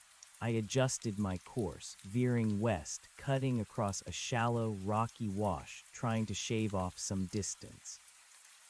The sun began its final descent, painting the sky in fiery oranges and deep purples. It was beautiful, but now its beauty was laced with dread. The setting sun was when the veil thinned, when the whispers began. My stomach tightened. I pushed myself harder, forcing my complaining body to move faster. I needed to reach my vehicle before darkness fell completely. I knew the track from the saguaros to my forerunner was about an hour's hike, maybe 2 with my injured knee. I could make it if I hurried. As the last sliver of sun dipped below the horizon, the air grew heavy. A faint, almost imperceptible shimmer caught my eye, far off to my left in the direction of the arch. It pulsed once, then vanished. My heart hammered. They knew. They were still watching. "Do not fear," I muttered aloud, my voice hoarse. I kept my gaze fixed ahead, refusing to acknowledge the shimmer, the unseen eyes that I knew were tracking me. The darkness descended with its usual desert swiftness. I pulled out the solar lantern from the elder's cache, clicking it on. Its soft, steady glow, a reassuring white light, pierced the gloom, illuminating the ground ahead. It was a far cry from my broken headlamp, but it was enough. I found the familiar game trail, now just a barely discernible path in the lantern light. Relief, potent and sweet, washed over me. I was on the right track. My forerunner was out there. But the silence was different now. It was no longer the natural quiet of the desert. It was expectant, a profound stillness that vibrated with suppressed energy. The pressure in my head, that nauseating throb, began to build again, faintly at first, then growing more insistent. And then the whispers. They started as a barely audible rustle, like dry leaves skittering across the sand, but I knew better. They intensified, a sibilant chorus rising from the darkness around me. They weren't coming from a single direction. They were everywhere, a cloud of insidious voices pressing in. I fought the urge to clap my hands over my ears, to scream. I tightened my grip on the lantern, focusing on its steady beam, on the uneven ground before me. Do not engage, do not acknowledge, do not fear. I chanted the mantra, each word a desperate act of defiance against the encroaching dread. The whispers grew louder, more distinct, twisting into mocking, unintelligible fragments of sound. They burrowed into my mind, seeking out the cracks in my resolve, feeding on the terror that still simmered beneath my carefully constructed calm. My knee throbbed, my breath hitched. My entire body wanted to succumb, to give them what they wanted. Then, just ahead, the path seemed to waver, to distort. The light from my lantern bent, creating an impossibly long, wavering shadow that stretched and writhed. It was the shimmer again, coalescing, not into a distinct shape, but into a formless wall of distorted air, blocking my path. My instincts screamed at me to stop, to turn, to run, but the keeper's voice, calm and clear, echoed in my memory. They seek to cross, to consume, to corrupt. The arch calls to them. It is their entry point, and the journal, do not engage. I took a deep breath, pushing through the fear. My heart hammered against my ribs, but I did not stop. I did not avert my gaze. I fixed my eyes on the distorted air, on the shimmering obstruction, and I walked directly into it. The moment I stepped through, an intense wave of cold washed over me, a physical shock that stole my breath. The pressure in my head spiked, an excruciating pain that threatened to split my skull. The whispers shrieked, 1,000 voices screaming silently inside my mind, a cacophony of pure malice. My vision blurred, the world twisting into a kaleidoscope of impossible colors and shapes. It felt like being torn apart, like my very essence was being stretched and pulled in conflicting directions. But I kept moving, one foot in front of the other. The lantern, still clutched in my hand, flickered violently, its light seeming to dim, then pulse with a strange, unnatural glow. My knee gave out, and I stumbled, falling to my hands and knees, but I immediately pushed myself back up. "No," I gasped, the single word a raw, desperate cry of defiance. It was less an acknowledgement and more an assertion of my will, a primal refusal to yield. And just as suddenly, it was over. The cold receded, the pressure in my head vanished, leaving behind a dull throb, the whispers silenced, replaced by the profound, familiar quiet of the desert night. The shimmering distortion was gone. I was through. I stood there, trembling, gasping for air, leaning heavily on the lantern. Sweat plastered my hair to my forehead, and my body was racked with shivers. My knee screamed in agony, but I ignored it. I had faced them. I had walked through them, and I had not engaged. I had not acknowledged. I had somehow resisted the fear enough. A profound sense of exhaustion, but also a fierce, quiet triumph filled me. I continued my journey, slower now, more cautious, but with a new layer of grim determination. The terrain was familiar, each gnarled Joshua tree and weathered rock formation a silent marker on my path. The air felt cleaner, lighter. They had receded for now. Then through the sparse branches of a mesquite tree I saw it, a glint of metal, my forerunner. A sob of relief tore from my throat, raw and ragged. I stumbled forward, practically running the last 100 yards, despite the searing pain in my knee. The familiar shape of the old SUV, parked exactly where I'd left it, was the most beautiful sight I had ever seen. I reached the driver's side, fumbling for my keys, my hands shaking so violently I could barely insert the key into the lock. The reassuring click was like a symphony. I yanked the door open, slinging my pack onto the passenger seat, and collapsed into the driver's seat.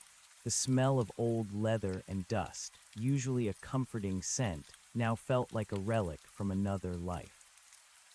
My immediate priority was to get out of there. I turned the key. The engine coughed, then roared to life, a beautiful mechanical symphony. I shifted into reverse, backing out of the precarious parking spot, then eased the forerunner onto the rough dirt track. The drive out was slow, excruciatingly so. The dirt road, already treacherous, felt like a minefield in the dim lantern light I placed on the dashboard. Every bump sent a jolt of pain through my knee, but I clenched my jaw and pushed through.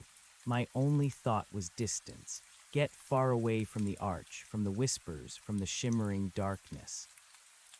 As I drove, the moon, now higher in the sky, cast its silver light over the landscape.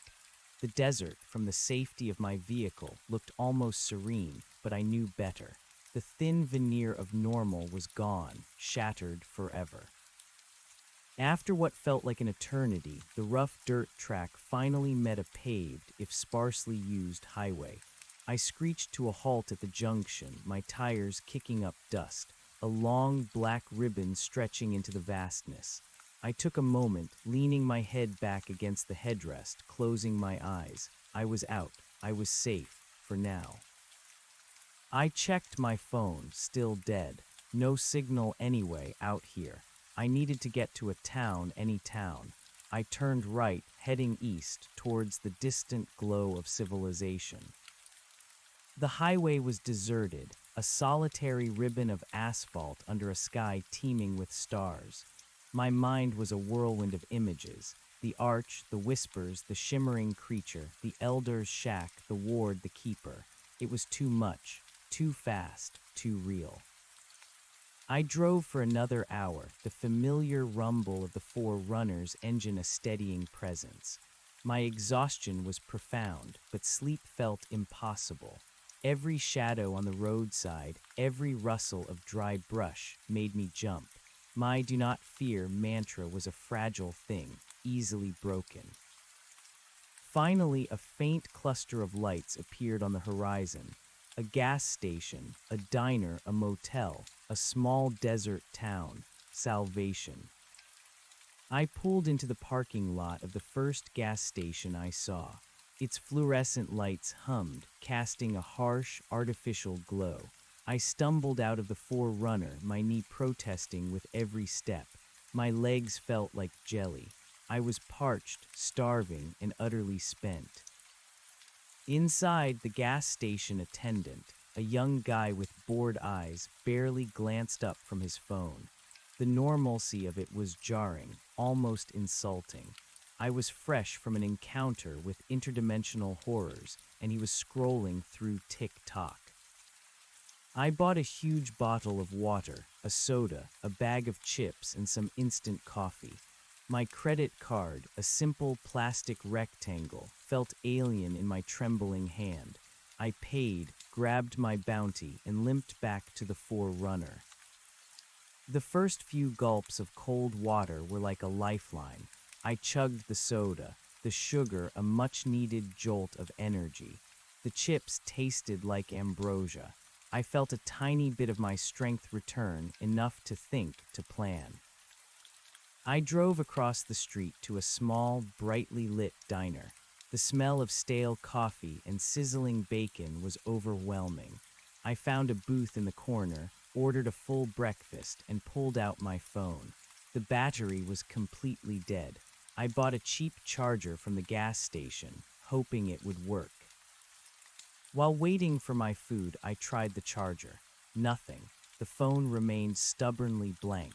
Great. Still no way to call for help, to tell anyone what had happened. But who would I even call? What would I say? Hey, I had a close encounter with interdimensional fear-eating entities and learned about an ancient network of magical wards. They'd think I was crazy, or worse, committed. My food arrived: eggs, bacon, hash browns, and toast, a feast. I devoured it, the simple act of eating solid food a profound comfort. As I ate, I realized something. The oppressive cold, the pressure, the whispers, they were gone, completely. The mundane buzz of the diner, the clatter of plates, the distant hum of the highway, it was all gloriously, reassuringly normal. I had for now left their sphere of influence. After eating, I felt a tiny spark of life return to me. My body still ached, my knee throbbed, but the immediate threat had receded. I needed a motel, a bed, a shower, and then I needed to process everything. I found a cheap motel on the edge of town, paid cash. I didn't want a credit card trail for this, and limped to my room. It was basic, smelling faintly of stale cigarette smoke and bleach, but it had a bed, a bathroom, and a lockable door. Sanctuary. I stripped off my grimy, dust-covered clothes, the ones I'd worn through 2 nights of terror. My body was a mass of scrapes, bruises, and aching muscles. I stepped into the shower, letting the hot water sluice over me, washing away the dirt, the dust, and some of the lingering fear. It felt like shedding an old skin, like being reborn, though into what, I wasn't yet sure. After drying off, I inspected my knee. It was swollen and purple, but no obvious bone breaks. It was a bad sprain, at least. I cleaned it again, applied some antiseptic, and wrapped it tightly with fresh gauze from the elder's replenished first aid kit. The kit also contained some strong painkillers, which I gratefully swallowed. I lay on the bed, feeling the soft mattress beneath me, a luxury after the hard desert floor. I pulled out the elder's journal, its weathered leather cover feeling heavy and real in my hands. The symbols, the maps, the cryptic warnings, they were no longer just text. They were a living, breathing testament to a world beyond my comprehension, a world I was now irrevocably a part of. I spent the next few hours simply existing, letting the painkillers dull the physical aches, and allowing my mind to slowly, cautiously, unpack the events of the past 48 hours. The whispering stone arch, the first anomaly, the terrifying escalation, the chase, the discovery of the shack, the journal, the ward, the keeper, the mission. It was a mosaic of madness and truth laid bare before me. The journal, that was the key. The keeper had said it contained the patterns, the warnings, and the wisdom. It was my survival guide, my blueprint, my connection to a secret history. I had to understand it fully. The problem was the language. Most of it was in that strange, ancient script. There were scattered English phrases, but not enough to make coherent sense of the entire thing. The keeper had helped me interpret it in the ward, but now I was alone. I needed to find someone who could translate it, someone academic, someone who dealt with ancient languages, but also someone who wouldn't dismiss it as the ravings of a madman, a very tall order, and dangerous. How much of this secret could I risk revealing? I decided to start with the bits of English I could read. The gate, the other side, the dissonance, the feeders, the repeated warning, do not engage, do not acknowledge, do not fear. And the maps were crucial. They showed the locations of the other 6 primary nodes, the wards that needed to be reactivated. I spread the map pages on the motel room floor, tracing the lines with my finger. Most of them were deep in the most isolated regions of the Southwest: Arizona, Utah, New Mexico. Places I knew well as a photographer, places I now viewed with a chilling new perspective. One node was marked in a remote canyon system in southern Utah, a place known for its intricate slot canyons and ancient Anasazi ruins. Another was deep in the Gila wilderness of New Mexico, a rugged, mountainous area. A third was near the border of the Navajo Nation in Arizona, close to a mesa I'd always wanted to photograph. This wasn't just about survival anymore. This was a mission. The keeper had spoken of duty. The elder had sacrificed his life for it. Could I, a freelance nature photographer, truly take on such a monumental task? To reactivate a network of ancient wards, to somehow seal the arch, to protect my world from entities that fed on fear. The thought was ludicrous, terrifying, and strangely exhilarating.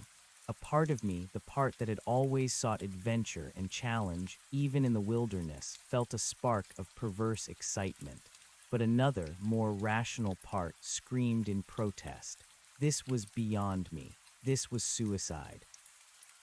I picked up my phone again, willing it to work. Still nothing. I needed a working phone. I needed to let my family know I was alive. I hadn't contacted them in days, but that wasn't unusual for my extended trips.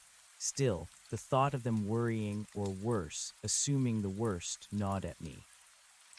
The next morning, after another restless night filled with fragmented dreams of shimmering darkness, I woke feeling slightly better, but far from recovered. My knee was still painful, but the swelling had gone down a bit. I needed to see a doctor, but I hesitated. How do you explain a sprained knee when you've been chased by interdimensional entities? The story would sound completely insane. I decided to drive to the next, larger town. This small one didn't have much in the way of services, and I certainly wasn't going to explain my situation to a local doctor. I needed anonymity. I managed to find a store that sold a new charger. My phone, thankfully, sprang back to life after a few minutes, displaying a flood of missed calls and worried texts from my sister. I called her immediately, making up a story about losing my phone in a flash flood and having to walk out for miles. It was a flimsy excuse, but she seemed relieved enough to hear my voice. I promised to head home as soon as I was able. Home, the word felt hollow. How could I go back to my apartment, to my quiet life, knowing what I now knew? I called my hiking buddy, Liam. He was the only one I usually went into the deep desert with. He was grounded, practical, and had a dry wit that often cut through my more existential anxieties. I vaguely considered telling him, but the thought died on my lips. No, not yet. Not until I understood more. He'd never believe me, and it would put him in danger. My next step was to find a medical clinic in a larger city. I drove another 2 hours, crossing into a busier section of the state, eventually reaching a small city with a proper hospital. I checked into an urgent care clinic, fabricating a story about a bad fall during a solo backpacking trip. The doctor examined my knee, confirmed a severe sprain, and prescribed crutches and anti-inflammatories. He also gave me a stern lecture about solo hiking and safety. I nodded, feigning contrition, my mind far away, focused on the swirling symbols in the elder's journal. Crutches, this complicated things. I was practically immobile now, a hobbled target for whatever might be out there. The thought of revisiting any of the nodes, let alone trying to reactivate them, seemed utterly impossible. But I had the journal. I had the knowledge. I had to do something. My first thought was research, the internet. I found a coffee shop with good Wi-Fi and ordered a latte. With my laptop open, I began to search. I looked for anything related to Whispering Stone Arch that wasn't the dismissed local legend. I searched for veil, dissonance, feeders, interdimensional entities, ancient desert civilizations. The search results were a jumble of New Age spirituality, conspiracy theories, and academic papers on geology and folklore. Nothing that explicitly confirmed what I had experienced, but enough fringe material to make me realize the elder wasn't completely alone in his understanding. There were whispers, fragmented theories, and obscure texts hinting at similar concepts across different cultures. I looked for anything about ancient languages or symbols that matched those in the journal. I found some parallels with obscure pictographs from certain Native American tribes, and even some ancient Mesopotamian script, but nothing that was a direct match or offered a clear translation key. The elder's script was unique, or perhaps a highly personalized cipher. My frustration mounted. This was going to be harder than I thought. I needed a legitimate expert, but one with an open mind. And I needed to stay anonymous to protect myself from both the feeders and from skeptical authorities. I spent the next few days holed up in a cheap hotel, nursing my knee and devouring every piece of information I could find online. I learned about ley lines, about alleged thin spots on Earth, about various theories of parallel dimensions and consciousness. It was a dizzying rabbit hole, but the more I read, the more pieces of the Elder's journal seemed to click into place, even without a full translation. The concept of emotional resonance as a food source for non-corporeal entities appeared in several esoteric texts. The idea of places where the veil between worlds was weak also recurred across different mythologies. The symbols I discovered had echoes in ancient protective talismans and religious iconography from disparate cultures, all seemingly designed to ward off unseen forces. I began to formulate a plan. I couldn't just drop this. I couldn't ignore what I knew. I had to continue the Elder's work, or at least understand it enough to make an informed decision, and that meant learning to translate the journal. I scoured online university databases, looking for professors specializing in obscure languages, linguistics, or ancient history, particularly those with an interest in esoteric or marginalized texts. I knew this was a long shot, a needle in a haystack, but it was the only path forward. I ruled out anyone too mainstream, anyone who would immediately dismiss the journal as a hoax or a delusion. One name kept popping up in my searches: Dr. Eris Thorne, a retired professor of comparative mythology and linguistics from a small, private university. His online publications hinted at a lifelong fascination with anomalous cultural phenomena and the interplay between ancient belief systems and perceived realities. He had even published a few controversial papers suggesting that certain myths were not mere stories, but distorted accounts of genuine, non-human encounters. He sounded like exactly the kind of eccentric, open-minded academic I needed. His university was located in a quiet, academic town several hundred miles north of my current location. It would be a long drive, even with my crutches, but I felt a strange sense of urgency, a pull towards this man, as if the keeper's lingering influence, or perhaps the Elder's spirit, was guiding me. The journey was slow and uncomfortable. I rented a more comfortable SUV, one with better legroom for my injured knee. The crutches were a constant reminder of my vulnerability, but the painkillers helped.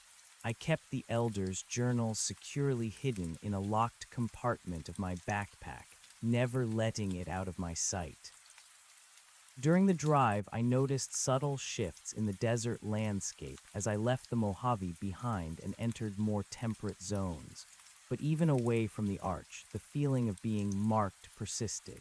It was a faint, almost subliminal sensation, like a shadow at the edge of my perception. I kept my guard up, but the feeders seemed content to simply observe, to test my resolve from a distance, rather than actively engage. They were patient. I arrived in the university town late in the afternoon. It was quaint, tree-lined, a stark contrast to the harsh, barren beauty of the desert. Dr. Thorne's address was listed as a private residence, a small Victorian house on a quiet street near the campus. I found the house. It was old, a little overgrown with ivy, but well maintained. A small brass plaque beside the door read, A. Thorne, Ph.D. I took a deep breath, clutching the journal in my backpack. This was it, the moment of truth. I knocked on the heavy wooden door. After a long moment, I heard shuffling footsteps inside, then the creak of the door opening. A man peered out, his face framed by a shock of wild white hair. He was old, probably in his late 70s or early 80s, with sharp, intelligent eyes that twinkled behind thick-rimmed glasses. He wore a tweed jacket and a perpetually surprised expression. "Can I help you, young man?" he asked, his voice raspy but kind. He looked me up and down, taking in my crutches, my disheveled appearance, and the obvious exhaustion etched on my face. Dr. Thorne, I began, my voice a little shaky. My name is Ben Carter. I'm a photographer. I believe I've found something that might be of interest to you, something extraordinary. He raised an eyebrow, a flicker of curiosity in his eyes. Extraordinary, you say? I've heard that before. Usually means someone's found a rock that looks vaguely like a celebrity or a Bigfoot footprint. He offered a wry smile. Come in, come in. You look like you've been through the ringer. He led me into a cluttered living room, filled to the brim with books, stacks of papers, and artifacts from various cultures. It smelled of old paper, pipe tobacco, and something faintly academic, a comfortable chaos. Tea, coffee, something stronger, he offered, gesturing to a worn leather armchair. Water, please, if you have it, I said, easing myself carefully onto the armchair, wincing as my knee protested. He nodded, disappearing into another room, returning a moment later with a glass of water and a plate of shortbread biscuits. So, Mr. Carter, what brings a photographer to my humble abode, looking as if he's wrestled a bear and lost? I took a long drink of water, then looked him squarely in the eye. Dr. Thorne, I know this sounds unbelievable, but I've stumbled into something that connects to your research, something ancient and terrifying. He leaned forward, a genuine spark of interest now evident. Oh, do tell. My life as a retired academic can be rather devoid of genuine terror these days, mostly just the terror of overdue library books. I hesitated, wondering how much to reveal. I was in the Mojave Desert, photographing a natural stone arch, the Whispering Stone Arch. His eyes widened slightly. Ah, yes, a local legend, said to produce strange sounds at sunset. I recall a brief mention in an obscure guide I once read. It's more than a legend, I said, my voice gaining conviction. At sunset, it opens. It's a gateway, a place where the barrier between our world and another thins. He steepled his fingers, his expression unreadable. Intriguing, go on. I told him everything, about the whispers, the shimmering darkness, the creature, the chase, about finding the shack, the journal, and the ward, about the keeper, the telepathic entity, and the mission to reactivate the other nodes. I left out no detail, pouring out the entire unbelievable story, watching his face for any sign of dismissal, of disbelief. He listened patiently, silently, occasionally nodding or stroking his chin. He didn't interrupt, didn't scoff. His intelligent eyes remained fixed on me, absorbing every word. When I finished, the room was silent save for the ticking of an old grandfather clock in the corner. I waited, bracing myself for the inevitable skepticism. Finally, he spoke. So you say you have a journal written by this elder? Yes, I said, reaching for my backpack. It's mostly in a language I don't recognize, but there are maps and some scattered English phrases. It talks about the feeders, the veil, the dissonance, and wards. He leaned forward, his eyes alight with an almost childlike excitement. May I see it? I pulled out the journal, carefully unwrapping it from the spare shirt. I handed it to him. His hands, gnarled with age, trembled slightly as he took the weathered, leather-bound book. He opened it carefully, his gaze scanning the pages, his expression a mixture of awe and profound recognition. Remarkable, he murmured, tracing the strange script with a practiced finger. Absolutely remarkable. This script, it's a variant of what scholars refer to as Proto-Canaanite, but with very strong influences from, dare I say, pre-Sumerian glyphs. And these symbols, yes, I've seen echoes of them in certain Gnostic texts and even some obscure Celtic knotwork, but never assembled like this. never with such a clear, consistent grammar. He looked up, his eyes shining. Mr. Carter, if this is genuine, and I have a very strong feeling it is, then you have indeed stumbled upon something of unparalleled significance. You say a telepathic entity, a keeper, helped you interpret parts of it. Yes, I confirmed, feeling a wave of relief. He wasn't dismissing me. He was listening. He was believing. Extraordinary, he repeated, almost to himself. The concept of wards and nodes. It correlates with certain theories I've explored regarding ancient geomancy and the Earth's energy grid. And the veil, a term that appears in countless spiritual traditions, often referring to the boundary between the mundane and the supernatural. As for the feeders, well, the idea of non-corporeal entities sustained by emotional energy is a recurring theme in many indigenous mythologies. Usually, they are depicted as draining despair or fear. Exactly, I said, feeling a surge of validation. The journal says, do not fear, because fear is what they feed on. He nodded slowly, a very elegant defense if one can manage it. Fear, after all, is a primal response. He paused, looking at me intently. And this keeper, said this elder, sacrificed himself to strengthen a ward and left you with a duty to continue his work. Yes, I said, feeling the weight of that duty settle upon me once more. To reactivate the other wards, to somehow seal the arch, to protect against the dissonance. He closed the journal, placing it carefully on the table. Mr. Carter, what you have described is not just a personal ordeal. It is potentially the most significant discovery regarding the true nature of reality in human history. If these wards exist, and if they can be reactivated, the implications are staggering. Can you translate it? I asked, my voice hopeful. He smiled, a genuine, warm smile. My dear boy, it would be my honor, my absolute pleasure.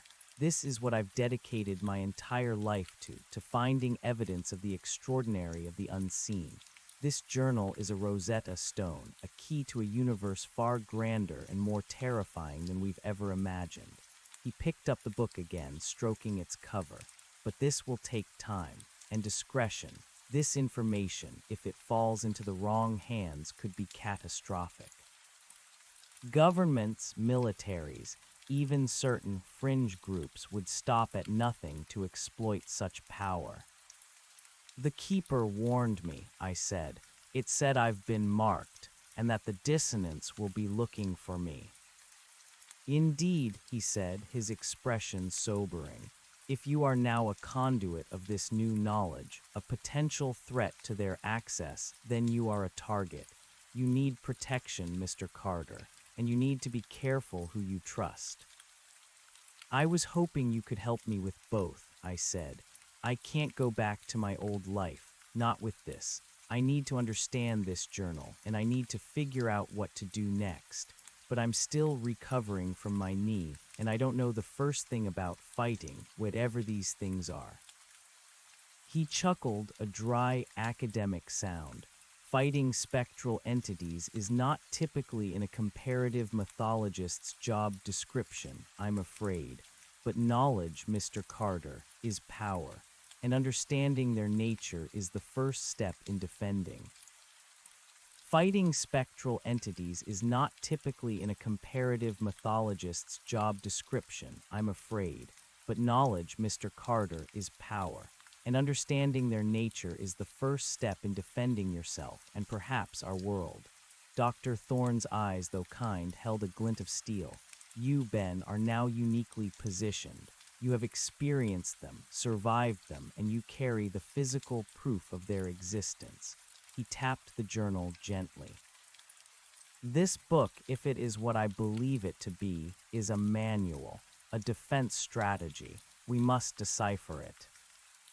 A wave of profound relief washed over me. I wasn't alone. Dr. Thorne's calm acceptance, his academic enthusiasm, was more comforting than any physical security. I'm willing to do whatever it takes, Dr. Thorne, but my knee and I'm just a photographer. I don't know anything about this. He smiled, a warm, reassuring expression. Your knee will heal, and your profession, Mr. Carter, has given you skills few others possess: patience, observation, an eye for detail, and the courage to venture into the wild places. These are not insignificant attributes. As for the rest, you are with me now. We shall learn together. My home, for however long you need it, is at your disposal.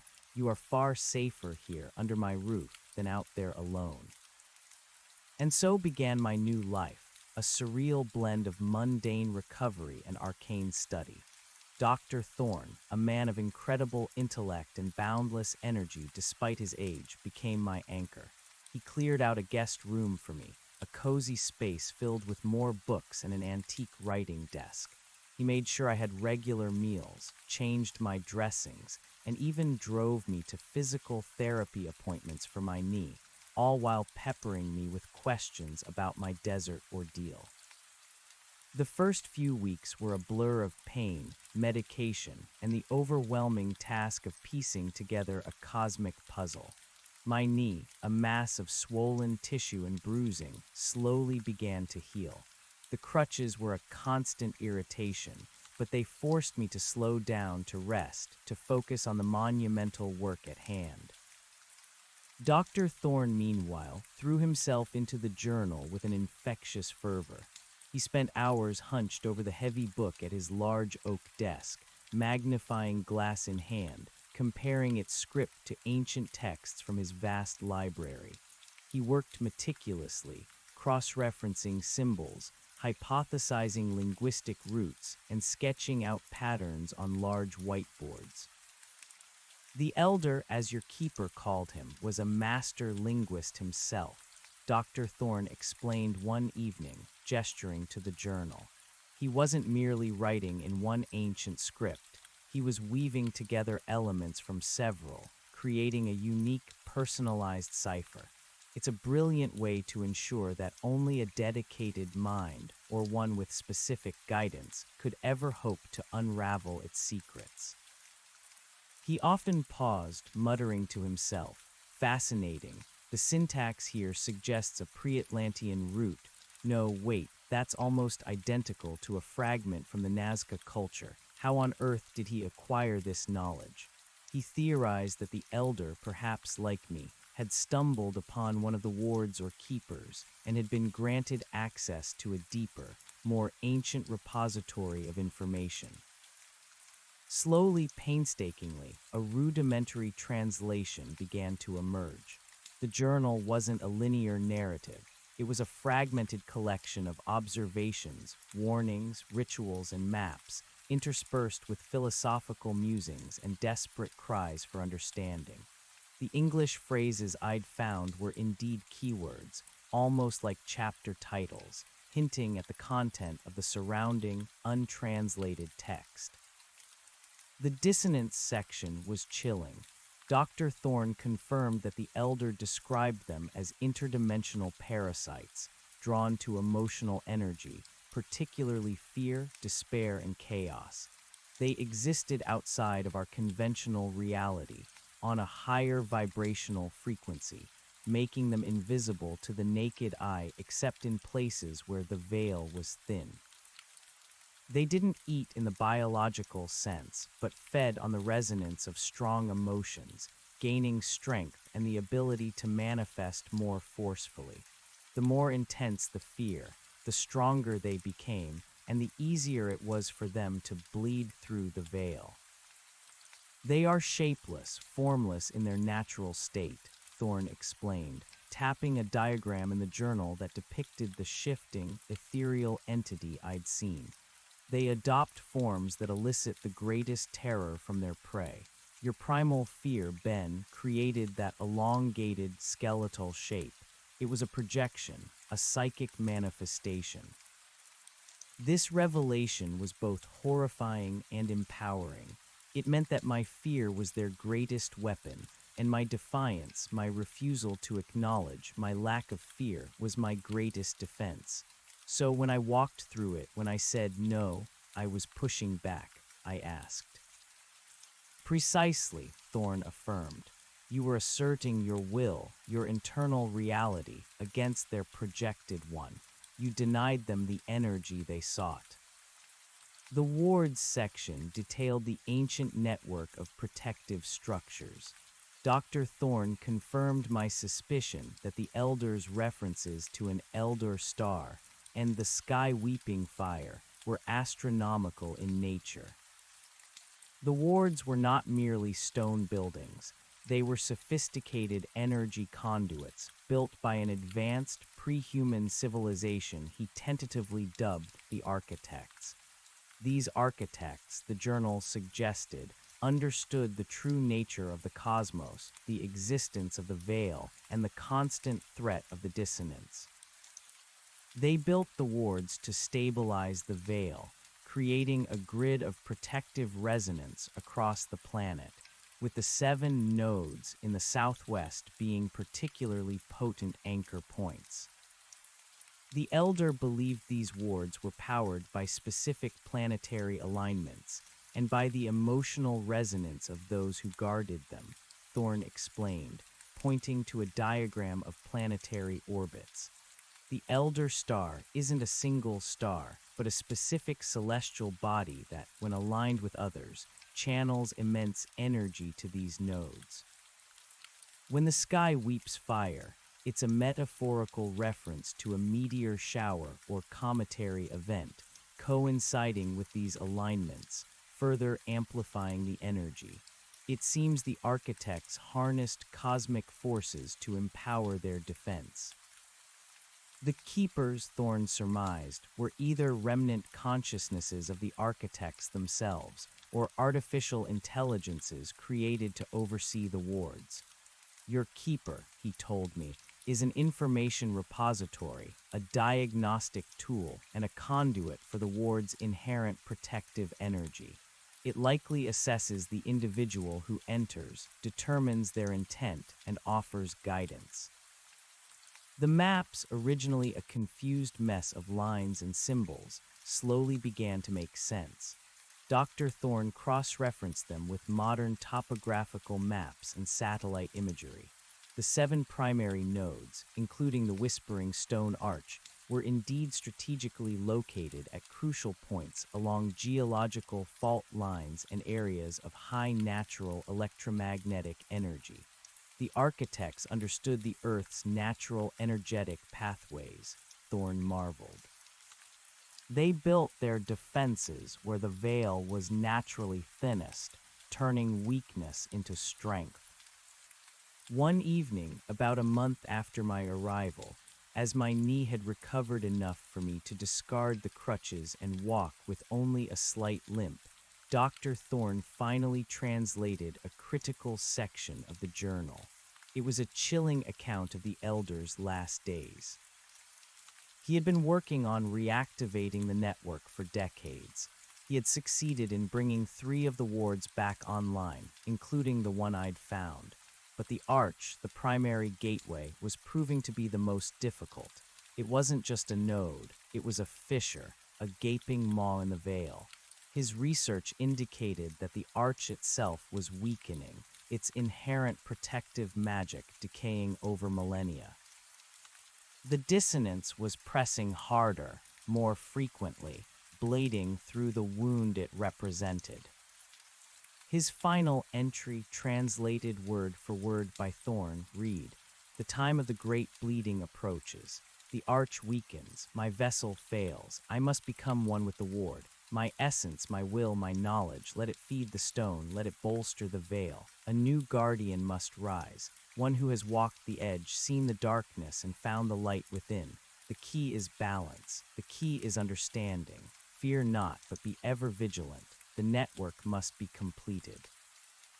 Or all is lost.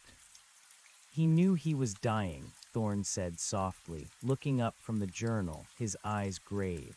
He actively chose to merge his consciousness, his life force, with the ward, It wasn't a defeat, Ben, as the keeper told you. It was a profound act of self-sacrifice, empowering the ward to continue its duty until a successor could be found. My blood ran cold. A successor, me. Thorn nodded. It seems so. You are the one who walked the edge, who saw the darkness and found the light. You possess the initial resonance, the connection forged by your encounter and your entry into the ward. The weight of this responsibility settled on me like a physical burden. I was no longer just helping Dr. Thorne translate a book. I was being groomed for an impossible mission. But how do I reactivate them? What does that even mean? The journal speaks of specific rituals, a precise sequence of actions, and crucially, a focused intent, Thorne explained. It's not just about flipping a switch. It requires a certain understanding of the energies involved, a mental discipline, and a willingness to channel one's own internal resonance. He paused, his gaze thoughtful. Essentially, Ben, it requires a guardian. Someone with the knowledge, the conviction, and the courage to serve as a living conduit for the ward's power. Over the next few months, Dr. Thorne began to train me. It wasn't the kind of training I expected. There were no martial arts, no weapons. Instead, it was an intense curriculum focused on mental discipline, lore, and the subtle art of perception. He taught me about meditation, about grounding my own consciousness, about visualizing shields of protective energy. The dissonance feeds on uncontrolled emotions, he reiterated. By mastering your own inner landscape, you deny them access. Your mind is your greatest weapon, Ben. We pored over the journal daily, slowly translating more and more of its complex script. I learned about etheric currents and psychic resonance, about how the ancient architects had designed the wards to interact with not just geological energies, but also with the collective consciousness of living beings. The deeper we delved, the more intricate and mind-bending the cosmology became. Thorne also delved into my photographic experience. Your camera, Ben, it's not just a tool for capturing light. It's an extension of your perception. You've honed your eye to see subtleties others miss. This will be invaluable in discerning the faint traces of the dissonance and in identifying the precise locations for the rituals. He made me practice observational exercises, where I would sit in his garden or in various spots around the house, trying to detect changes in temperature, air pressure, or subtle shifts in the ambient light, focusing not just with my eyes, but with my entire being. He taught me to discern the feeling of a place, to sense latent energy. It sounded like hippie nonsense, but after what I'd experienced, I was a willing student. One afternoon, during one of these exercises in the living room, I felt it. A faint, prickling sensation at the back of my neck, the subtle cold I remembered from the desert. My heart leaped. "Dr. Thorne," I whispered, "I think they're here." Thorne immediately put down his book. His eyes, usually twinkling with academic curiosity, sharpened. "Where?" Just outside, a cold spot, a pressure. I closed my eyes, focusing, remembering the keeper's calm. "Do not fear." "Maintain your shield, Ben," Thorne instructed, his voice low and steady. "Visualize it. Let your resolve be the wall." I focused, drawing on the meditation techniques he'd taught me. I imagined a sphere of pure, calm energy surrounding me, pushing back against the encroaching cold. The prickling sensation lessened. Thorne rose and walked to the window, peering out cautiously. I see nothing, but I can feel the shift in the air, a subtle lowering of the temperature. He turned to me. "They are testing you, Ben, probing for weakness. They've followed your resonance." He pulled a small, silver amulet from beneath his shirt. It was intricately carved with symbols that seemed familiar, almost identical to some in the journal. The elder crafted these, he explained, holding it out to me. Minor wards imbued with protective resonance. They can offer a small buffer against the dissonance, especially when your own focus falters. I took the amulet. It was cool to the touch, and as I clutched it, I felt a faint vibration, a sense of calm flowing into me. The cold spot outside seemed to recede entirely. The Eldar left several of these, Thorn said. He understood the human need for tangible reassurance. But remember, Ben, they are not a substitute for your own will. They are a tool, an amplifier. The dissonance's attempts became more frequent over the next few weeks. Faint whispers, fleeting shadows in my peripheral vision, inexplicable cold spots, the subtle pressure in my head. Each time I practiced Thorn's techniques, drawing on my training, using the amulet as a focal point. Each time I pushed them back, asserting my mental shield. It was a constant battle of wills, and slowly I began to win. The fear never entirely vanished, but it became a manageable tremor, not a paralyzing terror. You are becoming adept, Ben, Thorn observed one morning, a rare smile gracing his lips. Your natural resistance, combined with your focus, is quite remarkable. The elder chose wisely. My knee was now fully healed. My body, though not an athlete's, felt stronger, more capable. I was ready. Ready for what, I wasn't entirely sure, but the passive resistance of the past few months had ignited a new drive within me. So what's next? I asked Thorn one evening, looking at the translated maps spread across his desk. The journal talks about reactivating the other wards. Where do we start? Thorn tapped a point on the map, a cluster of peaks deep within the Gila wilderness of New Mexico. The Elder's notes indicate that this node, codenamed the Sentinel Peak Ward, is the next strongest after the one you encountered. It's also relatively intact, according to his last reconnaissance reports. It will be our proving ground. Are you coming with me? I asked, a knot forming in my stomach. The thought of going back out there alone, even with my training, was daunting. Thorn shook his head, a look of genuine regret on his face. My dear boy, my wilderness days are long behind me. My body would not survive such an expedition, but I will be here, providing guidance, translation, and a safe haven.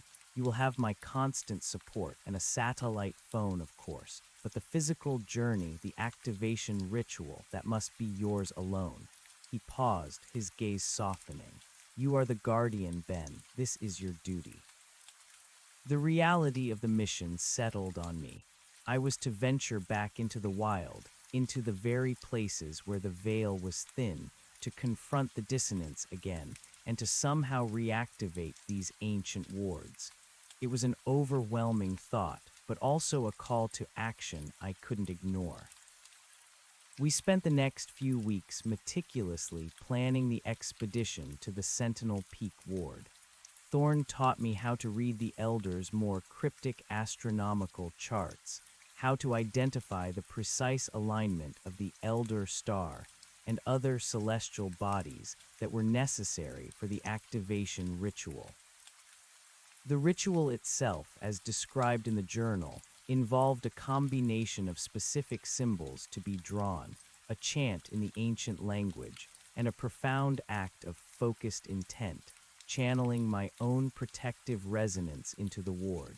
It sounded like a mix of science, magic, and pure willpower. I also studied the Elder's detailed notes on wilderness survival, learning advanced techniques for navigation, water sourcing, and self-sufficiency that went beyond my previous freelance photography experience. Thorn insisted I learn basic first aid to a more advanced level, and provided me with a robust, custom-designed survival pack that included a state-of-the-art satellite phone, a powerful GPS, and crucially, a small, handheld device designed by the elder. This, Thorne explained, holding up a sleek black object with an intricate array of lights and sensors, is an etheric resonance detector. The elder modified it from old military tech. It detects fluctuations in the veil, subtle shifts in electromagnetic fields, and the unique energetic signature of the dissonance. It will tell you when they are near and the strength of their presence. He then showed me how to use a small, focused beam from the device, which, according to the journal, could temporarily disrupt weaker manifestations of the dissonance, buying me precious seconds. It wasn't a weapon, but a deterrent. As the day for my departure approached, I felt a strange mix of dread and anticipation. I was no longer the naive photographer chasing a sunset shot. I was a man with a purpose, armed with ancient knowledge and modern tools, venturing into a conflict that spanned dimensions. Thorne drove me to the airport, a quiet, somber journey.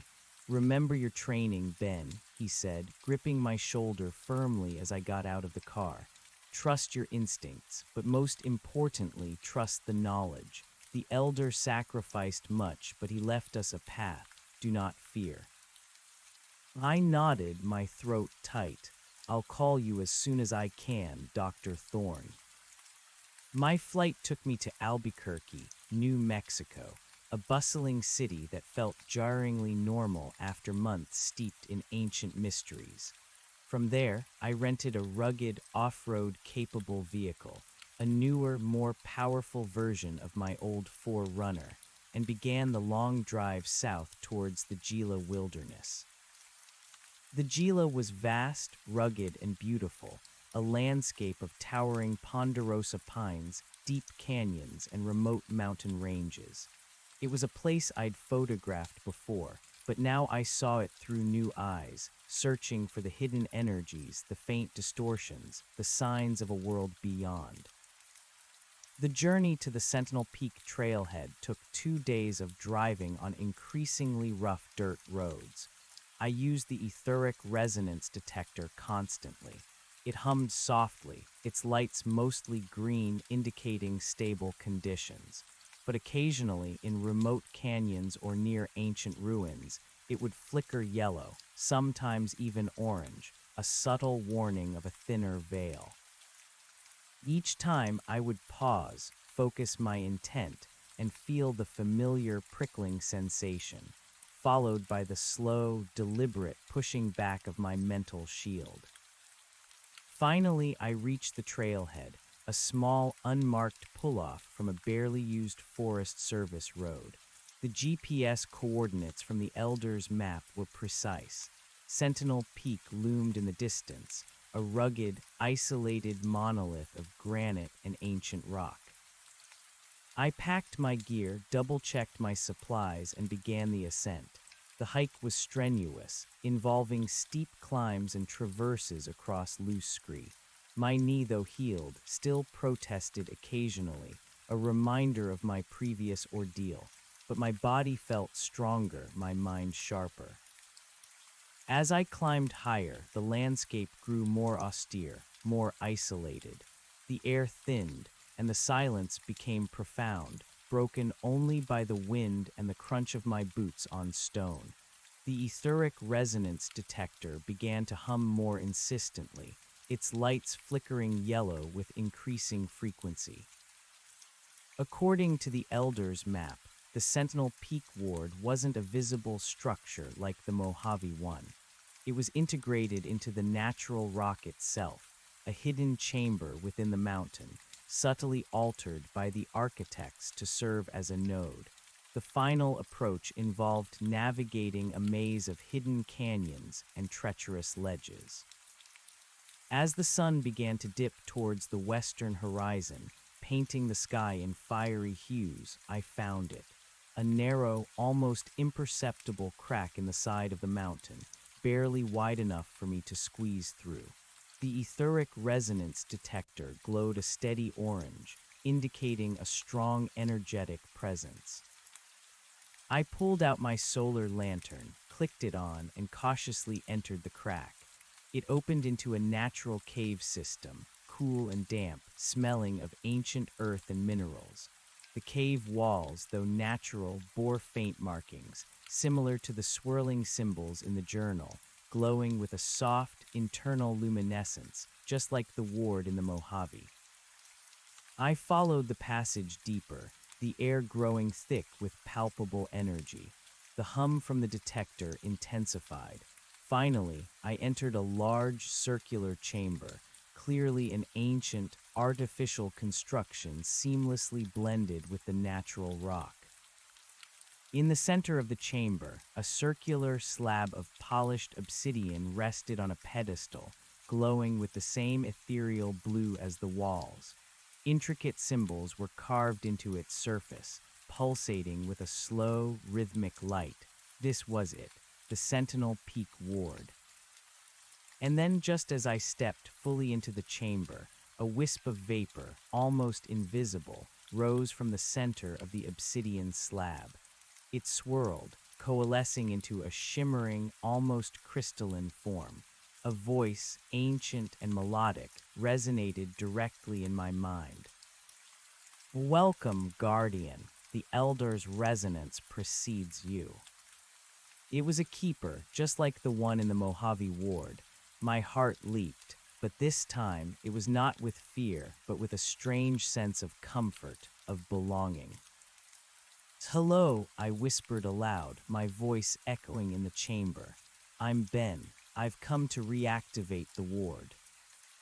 "We perceive your intent, Ben Carter." The dissonance presses, the veil thins, the network must awaken.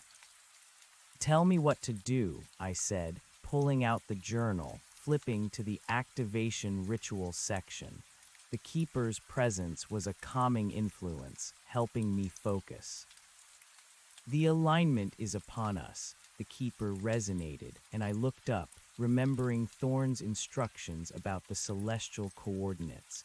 "The elder star will kiss the horizon in moments. Place the journal upon the central slab. Channel your intent. Speak the words of architects." I nodded, my hands trembling slightly. This was it, the moment I had trained for. I carefully placed the elder's journal onto the glowing obsidian slab. The symbols on the book's cover seemed to pulse in sync with the symbols on the slab. I took a deep breath, focusing my mind, visualizing the protective shield around me, preparing to channel my focused intent. I felt the weight of the elder's sacrifice, the hope of the keeper, the fate of the veil resting on my shoulders. The sun was now a fiery sliver on the horizon, visible through a narrow, natural opening high in the chamber. A faint, thin beam of starlight, the elder star, pierced through a tiny aperture and landed precisely on the journal, illuminating the ancient script.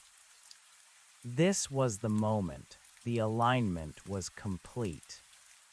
I opened the journal to the page Thorn had marked, the one with the activation chant. The strange, ancient words, a mix of Proto-Canaanite and Pre-Sumerian glyphs, stared back at me. I'd practiced their pronunciation with Thorn, learning to speak them with the correct resonance. I placed my hand on the journal, feeling the cool obsidian beneath, and began to chant. My voice, at first shaky, gained strength, echoing through the chamber. The words felt strange, alien on my tongue, but also deeply resonant, as if they were awakening something ancient within me. As I chanted, the symbols on the slab and on the cave walls began to glow brighter, pulsing with a fervent, almost living light. The entire chamber thrummed with energy, a low, powerful vibration that resonated through my bones, through the very earth itself. I felt my own energy, my focused intent, flowing through my hand, through the journal, into the slab, connecting with the ward. The keeper's shimmering form brightened, expanding slightly, its presence becoming more intense. The resonance awakens, Guardian. The network remembers. Suddenly, a jolt like an electric shock surged through my body. The energy was immense, overwhelming. My vision swam, and the words of the chant faltered on my lips. My mental shield wavered, and for a terrifying second, I felt a familiar cold, a whisper of the dissonance, trying to seep into my mind, drawn by the raw energy. Do not fear, the keeper's thought resonated, clear and sharp in my mind. Focus, channel. I clenched my jaw, pushing back against the encroaching terror, against the pain, against the overwhelming energy. I forced myself to focus on the chant, on the symbols, on the image of the protective network stretching across the desert. I channeled every ounce of my will, my conviction, my defiance into the obsidian slab. The light in the chamber flared, blindingly bright, and a low, resonant thummm vibrated through the entire mountain. It was a sound that seemed to tear at the fabric of reality itself. I felt something snap, something connect, deep within the earth, far beyond the confines of the chamber. Then, just as suddenly, the light subsided. The humming lessened to a steady thrum. The symbols on the slab and walls glowed with a renewed, steady light, no longer pulsing frantically, but with a calm, powerful luminescence. The keeper's form shimmered, its presence feeling stronger, more defined. It is done, Guardian. The Sentinel Peak Ward is reactivated. The network strengthens. One node awakens. I collapsed onto my knees, gasping for breath, utterly spent. My body ached, my head throbbed, but a profound sense of accomplishment, a quiet triumph, filled me. I had done it. I had reactivated a ward. The keeper pulsed. The path is long, Ben Carter. The dissonance will know of this. Their pressure will increase, but the veil holds stronger for your efforts. As I looked at the journal on the slab, then back at the keeper. What now? You must rest, replenish. The ward will provide sanctuary, and then you must continue the work. There are 5 more nodes to awaken. The Elder's Journal will guide you to the next. I nodded, feeling the immense weight of the task ahead. 5 more, each one a perilous journey, each one a confrontation with the unseen. But I also felt a new resolve, a quiet strength that had been forged in the crucible of fear and defiance. I spent the next 2 days in the Sentinel Peak Ward, resting, eating the supplies I'd brought, and poring over the Elder's Journal. The keeper, a silent, shimmering presence, was a constant, calming companion. I communicated with Thorn via satellite phone, giving him a full account of the activation. His excitement was palpable, his belief reinforced. He immediately began studying the next section of the journal, preparing for my next journey. My body recovered quickly within the ward's protective energies. My mind, too, felt sharper, clearer. I was no longer just a lost photographer. I was a guardian, a link in an ancient chain. On the 3rd morning, as the Elder Star once again aligned, the keeper pulsed. The time of departure approaches, Ben Carter. Your next journey awaits. Be strong, be vigilant, do not fear. I gathered my pack, feeling the familiar weight of the journal within. I paused at the entrance to the chamber, looking back at the glowing slab, at the shimmering keeper. Thank you, I said, feeling the profound gratitude in my heart. The keeper pulsed. Go with purpose, Guardian. The veil depends on you. I stepped out of the ward, squeezing through the narrow crack in the mountain, emerging into the dazzling sunlight of the Gila wilderness. The air was crisp, the sky a brilliant blue. Sentinel Peak stood majestically, silent and ancient, but now I knew it hummed with a renewed protective energy.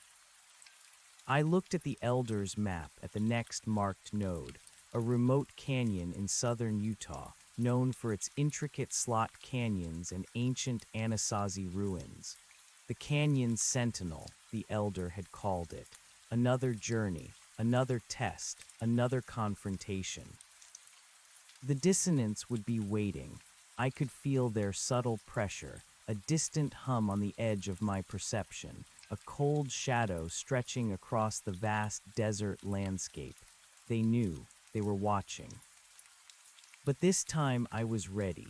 I gripped the amulet around my neck, felt the sturdy straps of my backpack, and started the long, arduous descent down Sentinel Peak, heading towards a new horizon, towards a destiny I had never sought but now fully embraced. The fight had truly begun, and I was at its front lines. The descent from Sentinel Peak was as arduous as the climb, but a different kind of burden now weighed on my shoulders. The Gila wilderness, once a vast, serene expanse, felt charged with a silent hum, a low thrum of awakened energy. I had done it. I had reactivated a ward, but with that success came a new, profound understanding of the dissonance's patience and malice. The keeper's warning echoed in my mind: their pressure will increase. The drive out of the Gila was long, winding through forgotten backroads and sun-baked tracks. I kept the etheric resonance detector on, its green light a constant, fragile comfort. Every flicker to yellow, every subtle shift in the air, sent a jolt of adrenaline through me. I practiced my mental shields, visualizing the energy flowing from the reactivated ward, flowing through me, extending outward to ward off any unseen presence. They were testing me, probing, but I held my ground. I called Dr. Thorne from a patchy signal point on a remote highway. His voice, raspy with excitement, was a welcome anchor in the surreal reality I now inhabited. "Excellent, Ben, truly excellent. The readings here, there's a faint but discernible ripple in the global energetic field. A shift. It indicates a new, stable node in the network." He sounded like a man who had just won the scientific lottery. I relayed the details of the activation, the keeper's guidance, the surge of power. It was intense, Dr. Thorne. For a moment, I thought I lost it. "Natural, Ben, perfectly natural," he reassured me. "You are acting as a conduit for immense, ancient energies. It demands incredible fortitude, but you did not lose it. You held. That is what matters." He then transitioned to the next target, the Canyon Sentinel in Utah. The Elder's notes are extensive for this one. It's a complex system, intricately tied to the surrounding Anasazi structures. He believed it to be one of the most stable, and therefore potentially most powerful, after the Arch itself. My next destination was southern Utah, a region I knew well from countless photography trips. The landscape there was iconic: towering red rock formations, labyrinthine slot canyons, and the ghosts of ancient civilizations etched into sandstone cliffs. It was a place of breathtaking beauty, but also of profound isolation and stark, unforgiving terrain.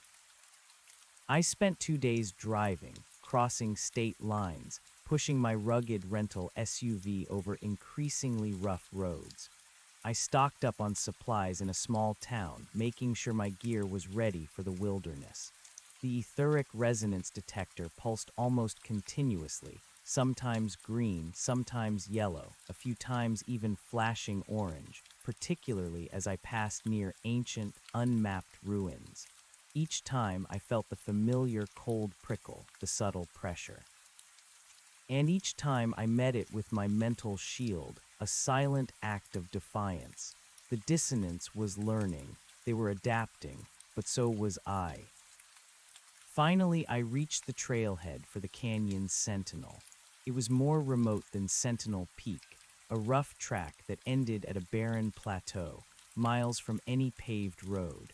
The air was dry, hot, and utterly still. Before me, the earth dropped away into a vast, intricate network of canyons, their red walls glowing under the relentless desert sun.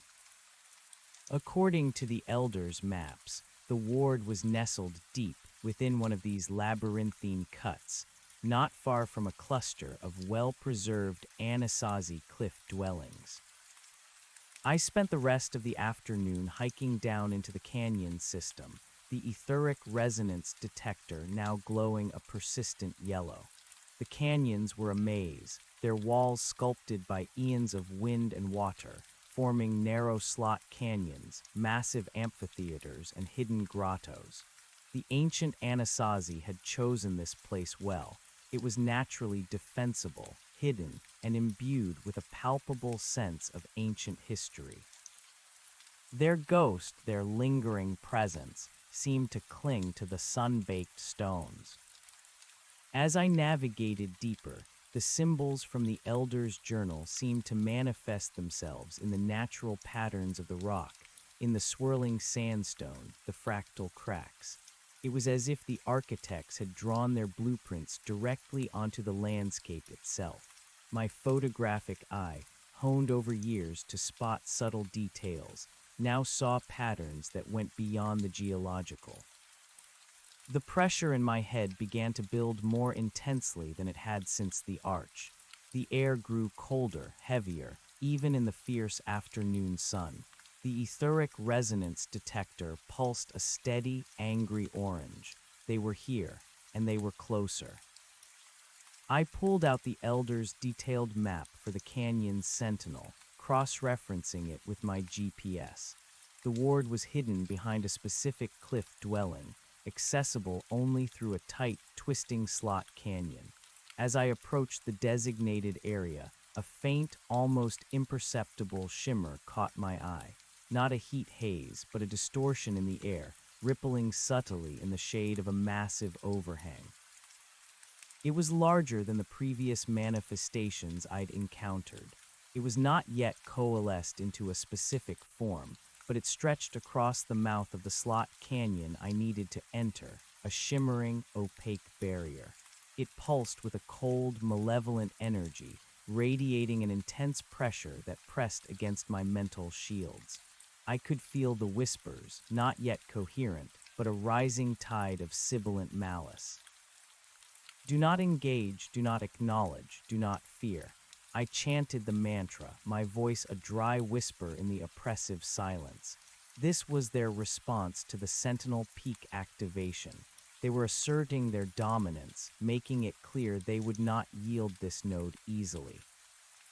I took a deep breath, focusing my intent, strengthening my mental shield. I gripped the amulet around my neck, feeling its cool vibration. This was a challenge. I had to walk through it again. As I took my first step towards the shimmering wall, the pressure in my head spiked, an excruciating throb behind my eyes. The cold intensified, piercing through my layers of clothing, chilling me to the bone. The whispers coalesced into 1,000 distinct, yet unintelligible voices, screaming directly inside my skull. My vision blurred, the canyon walls twisting into grotesque, impossible shapes. This was worse than before. The dissonance was stronger here, bolstered by the arch's weakening influence, or perhaps by the residual emotional energy of the ancient people who had lived and died in these canyons. My body screamed for me to stop, to turn and flee. Fear, cold and sharp, clawed at my resolve. But I remembered the elder, merging his consciousness with the ward. I remembered the keeper's calm counsel. I was a guardian. This was my duty. I forced myself forward, one agonizing step after another. Each muscle protested, each nerve shrieked. The shimmer intensified, trying to push me back, to tear me apart. I felt like I was wading through a frozen river of pure psychic agony. My legs buckled, and I fell to my knees, gasping for air. The whispers screamed louder, a triumphant cacophony. No, I roared, the single word torn from my lungs, a raw, defiant sound that was swallowed by the canyon walls. It was a scream not of fear, but of refusal. I pushed myself up, my muscles burning, my entire being focused on the singular act of moving forward. My mental shield flared, fueled by pure stubbornness. I raised the etheric resonance detector, pointing its small, focused beam at the shimmering barrier. Thorn had said it could disrupt weaker manifestations. The beam cut through the distortion like a knife through smoke, causing the shimmering to momentarily ripple and recede. It bought me precious seconds. I lunged forward, stumbling through the momentary gap, feeling the last vestiges of the cold wash over me. Then, just as suddenly, it was gone. The whispers silenced. The pressure vanished, leaving behind a searing headache. I was through. I leaned against the cool sandstone wall, trembling, my breath coming in ragged gasps. Sweat plastered my hair to my forehead, and my body was racked with shivers. My mental shield was exhausted, my resolve severely tested, but I had done it. I had pushed through. The slot canyon ahead of me was tight, twisting. The etheric resonance detector now glowed a steady, reassuring green, indicating I was inside the ward's immediate sphere of influence. This was the sanctuary. I followed the narrow passage, the ancient rock pressing in on me from both sides. It opened into a small, hidden amphitheater, a natural alcove in the canyon wall where the sun never fully reached. And there, built into the back wall, was a perfectly circular stone door, almost seamless, glowing with the faint, ethereal blue luminescence I now recognized. Above it, the swirling fractal symbol from the Elder's Journal. My heart pounded, but this time it was with a sense of awe and a strange, profound connection. This was another ward, another piece of the ancient network. I approached the door, recalling the ritual for entry. I placed my hand on the symbol above the lintel, tracing the faint, almost invisible angular runes that formed the key. I focused my intent, channeling my renewed sense of purpose into the stone. A low thrum resonated from within the mountain, deeper, more ancient than the previous ward. The air crackled with a powerful, benevolent energy. The stone door groaned, then slowly, silently, slid inward, revealing a gaping black maw. I stepped through and the door slid shut behind me, plunging me into complete darkness. But then, the walls of the chamber, seamlessly integrated with the natural rock, began to glow with that familiar, ethereal blue. This chamber was different from the Sentinel Peak ward. It was smaller, more intimate, and clearly integrated with the ancient Anasazi ruins. The floor was covered in finely sifted sand, and carved into the circular stone walls were intricate petroglyphs, depicting not just animals and human figures, but also abstract patterns, swirling symbols, and what looked like celestial maps, all glowing with the same internal light. In the center of the room, on a low, circular pedestal, rested a large, flat slab of petrified wood, its ancient rings glowing softly. And from it, a shimmering wisp of vapor began to rise, coalescing into a familiar, crystalline form. "Welcome, Guardian," a melodic, ancient voice resonated directly in my mind. "The dissonance tests your will. You have proven worthy." "Hello," I said, my voice hoarse. "I'm Ben, and you're a keeper." "I am the resonance of the canyon's sentinel ward," the keeper responded. "My purpose is to maintain the veil, to guide the chosen." "The dissonance, they were strong out there," I said, my gaze going to the petroglyphs on the walls. "This node is close to a significant ancient presence," the keeper explained. The Anasazi understood the thinning. They built their dwellings in harmony with these energies, but also left a legacy of strong emotion. Joy, despair, fear, it lingers, a beacon for the dissonance. "So the ritual," I said, pulling out the Elder's Journal. "The alignment is critical." "It is upon us," the keeper resonated. The twin stars kiss the horizon, Place the journal upon the ancient wood. Channel your intent. Speak the words of architects. I nodded, the routine now familiar, yet no less profound. I placed the journal on the glowing, petrified wood slab. The ancient script on its cover seemed to pulse in sync with the symbols on the slab and the petroglyphs on the walls. I took a deep breath, focusing my mind, visualizing my mental shield, feeling the profound sense of connection to the network. I centered myself, then opened the journal to the specific page and began to chant the ancient words. My voice, stronger and more confident than last time, filled the chamber. The words, strange and resonant, seemed to unlock something deeper within the stone, within myself. The symbols on the slab and on the cave walls flared brighter, pulsing with a potent living light. The entire chamber vibrated with energy, a low, powerful thrum that reverberated through my body, through the very fabric of the earth. I felt my energy, my focused intent, flowing through my hand, through the journal, into the petrified wood, connecting with the ward. The keeper's shimmering form brightened, expanding, its presence intensifying. The resonance awakens, guardian, the network responds. A surge of energy, even more immense than at Sentinel Peak, coursed through me. My body stiffened, muscles spasming. My vision swam, and for a terrifying second, the whispers of the dissonance, distant but sharp, tried to penetrate my mind, drawn by the raw power. Do not fear, the keeper's thought resonated, cutting through the encroaching chaos. Hold, maintain balance. I clenched my jaw, gritting my teeth against the pain, the overwhelming force.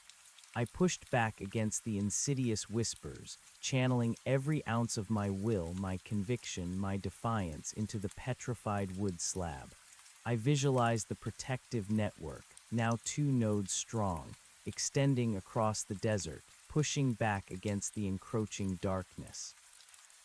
The light in the chamber flared, a blinding white flash, and a low, guttural rumble vibrated through the entire canyon. It felt like the very earth was groaning, shifting. I felt something vast connect, a new conduit opening, deep within the ancient stone. Then, just as suddenly, the light subsided. The rumble lessened to a steady thrum. The symbols on the slab and walls glowed with a powerful, calm luminescence, a steady, ancient heartbeat. The keeper's form shimmered, its presence now feeling incredibly strong, radiating a sense of profound stability. It is done, Guardian. The canyon's sentinel ward is reactivated. The network strengthens once more. 2 nodes awaken. I collapsed onto the sandy floor, utterly spent, my muscles screaming in protest, my head pounding. But the exhaustion was accompanied by a powerful surge of exhilaration, a fierce joy. I had done it, again. The keeper pulsed. You have earned your rest, Ben Carter. The dissonance will know of this, too. Their efforts will increase, but the veil holds stronger for your purpose. I lay there for a long time, letting the ward's energy flow over me, soothing my frayed nerves and aching body. The keeper remained, a silent, comforting presence. I contacted Thorne via satellite phone, giving him the update. He was ecstatic, already poring over the journal to prepare for the next step. My time in the Canyon's Sentinel Ward was a period of intense recovery and profound learning. The ward's energy, combined with the keeper's presence, rapidly healed my body and sharpened my mind.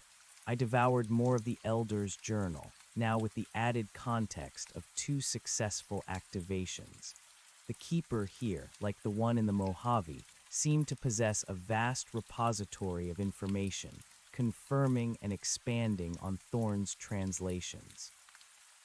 I learned more about the architects, their deep understanding of cosmic cycles and interdimensional physics.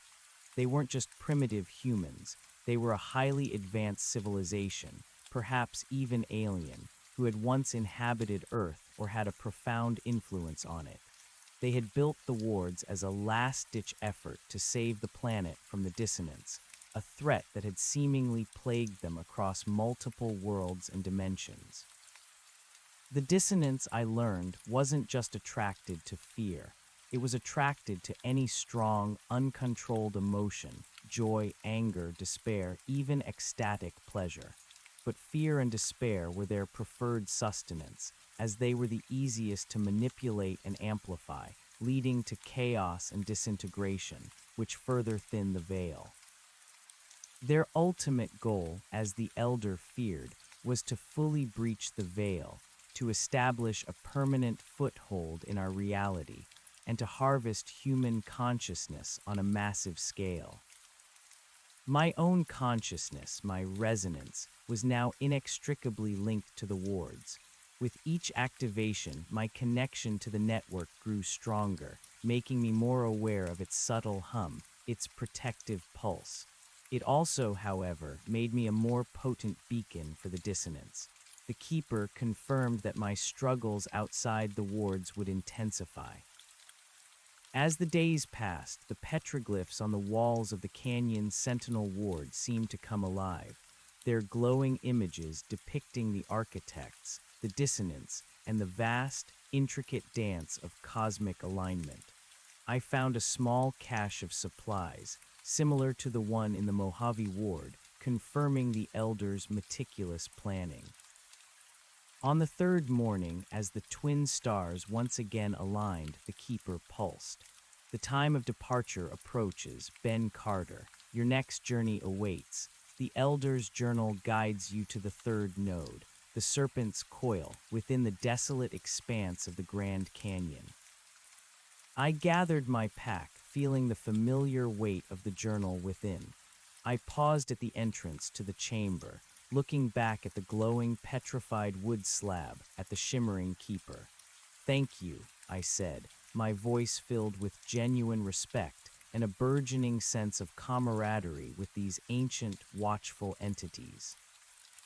The Keeper pulsed. "Go with purpose, Guardian. The network grows strong. The veil holds." I stepped out of the ward, squeezing through the narrow slot canyon, emerging into the dazzling sunlight of the canyon's sentinel. The canyon walls, ancient and majestic, now hummed with a renewed, protective energy.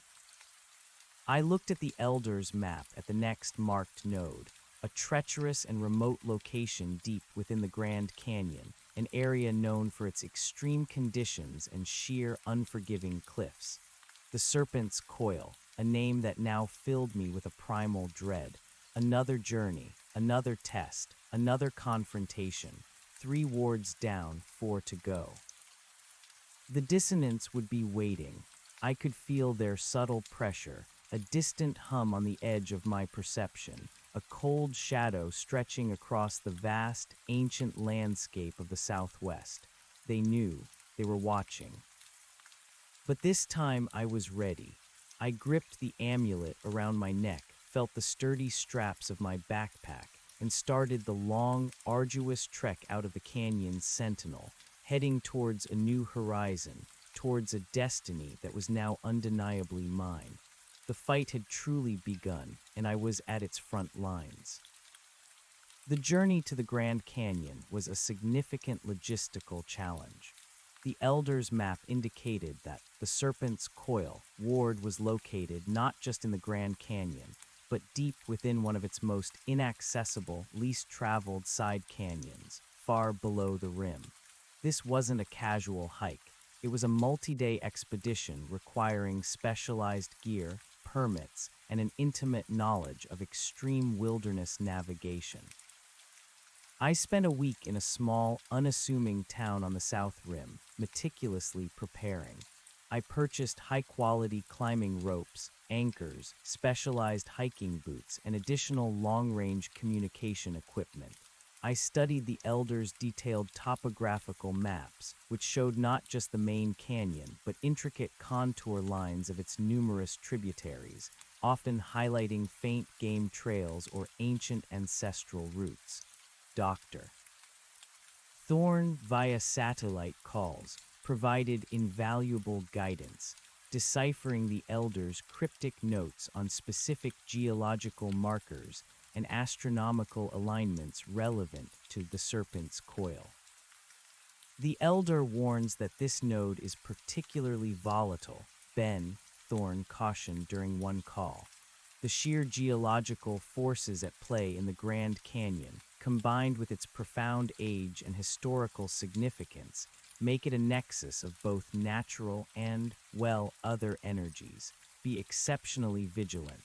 The dissonance here may be more entrenched, more powerful. His words resonated with a chilling clarity. The Grand Canyon itself was a monument to time, to the raw power of the earth. Its immense scale, its silent depths, evoked a primal sense of awe and insignificance in anyone who stood before it. And where there was awe, there could also be profound fear. I decided against hiring a guide. This was a solo mission, a private battle against an unseen enemy. Any additional human presence would only complicate matters and potentially put another life at risk. I filed for the necessary backcountry permits, fabricating a story about a solo photographic expedition to a remote, rarely visited section of the canyon. The rangers, accustomed to eccentric adventurers, gave me a cautious nod and a list of safety warnings. The descent into the Grand Canyon was breathtaking and terrifying. The scale was overwhelming. I started from a remote trailhead on the south rim, following a faint, unmarked path that quickly deteriorated into a scramble down scree slopes and over massive boulders. The etheric resonance detector, strapped to my chest, hummed a constant yellow, occasionally flickering to orange with alarming frequency. The air grew heavier, thick with an almost palpable energy that was both ancient and subtly menacing. The heat was relentless, even in late autumn. The sun beat down on the exposed rock, radiating a searing warmth that baked the very air. My water supply, carefully rationed, felt constantly insufficient. My body, though stronger, protested with every challenging step down the precipitous cliffs and through treacherous, rock-strewn washes. As I descended deeper, the canyon walls closed in, blotting out the distant rim, isolating me in a world of red rock and shadow. The whispers began, faint at first, then growing more insistent, a sibilant chorus rising from the unseen depths. They coiled around my mind, trying to probe, to instill fear. Do not engage, do not acknowledge, do not fear. I chanted the mantra, strengthening my mental shield, pushing back against the encroaching dread. I focused on the task, on the elders' maps, on the precise movements required to navigate the treacherous terrain. After 2 grueling days of hiking and rappelling down sheer rock faces, I reached the designated side canyon, a narrow, shadowed gorge that twisted deeper into the earth. The etheric resonance detector glowed a steady, angry orange. The air here was colder, the silence profound, almost suffocating. This was the serpent's coil.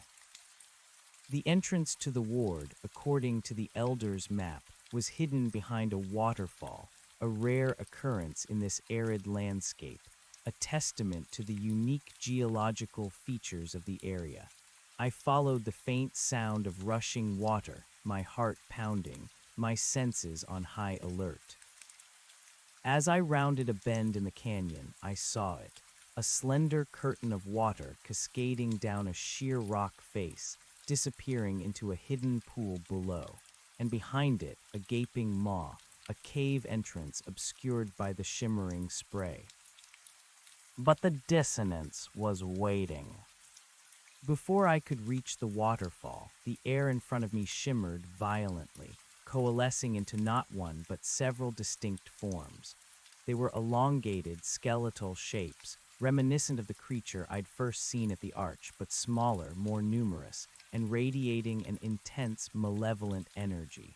They swayed and writhed, their forms indistinct, like heat haze given horrifying sentience. Their presence was a cold, suffocating weight, a wave of despair and fear that threatened to overwhelm me. The whispers became a cacophony, a thousand voices screaming accusations, doubts, and primal terrors directly into my mind. You are weak. You are alone. You will fail. They feed. They will consume you. My mental shield, strong as it had become, buckled under the assault. Fear, cold and sharp, pierced through, threatening to paralyze me.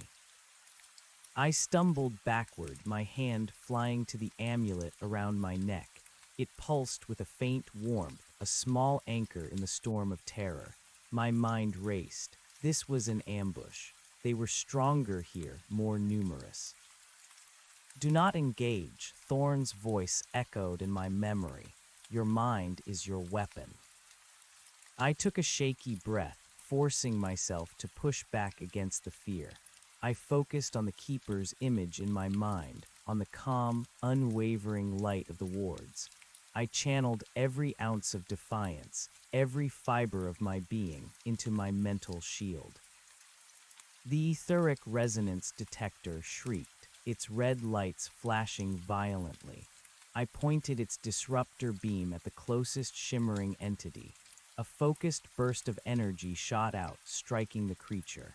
It recoiled with an inaudible shriek, its form momentarily dissolving, like smoke scattering in the wind.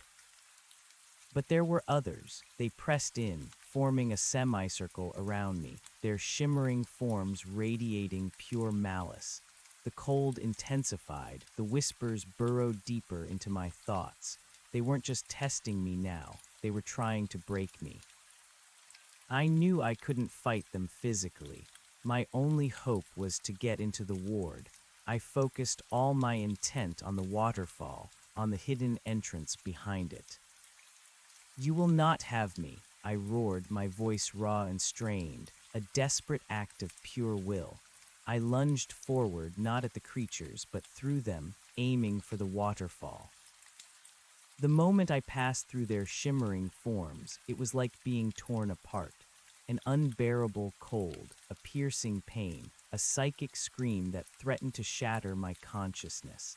My vision twisted, the world dissolving into a maelstrom of light and shadow.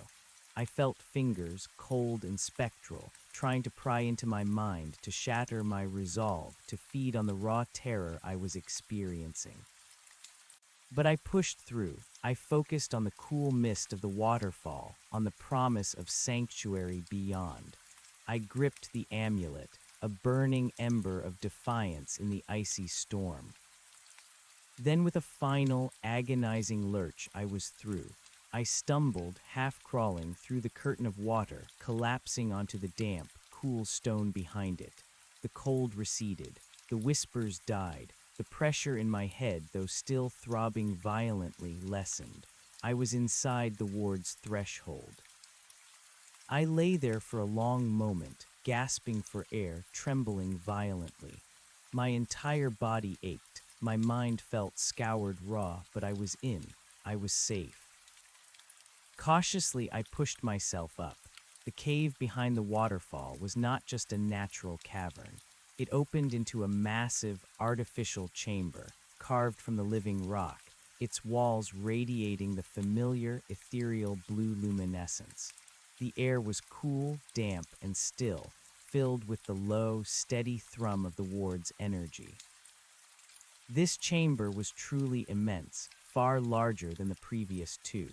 Its domed ceiling soared high above, losing itself in the gloom, and the walls were covered in a breathtaking array of glowing pictographs and symbols, depicting what looked like a sprawling, alien city, intertwined with celestial bodies and swirling, dark voids. This was the work of the architects on a grander scale. In the center of the chamber, not on a pedestal, but integrated directly into the smooth stone floor, was a colossal, circular slab of jet-black basalt, easily 30 feet in diameter.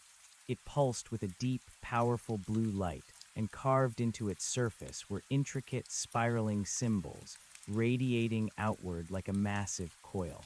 This was the serpent's coil. And from its center, a shimmering wisp of vapor began to rise, slowly coalescing into a more defined, almost solid crystalline form than I had seen before. It was larger, more majestic, radiating an immense, ancient power. "Welcome, Guardian," a voice deeper and more resonant than the others filled my mind. "Your trials grow, your resolve shines, the dissonance gathers its strength, but the network responds."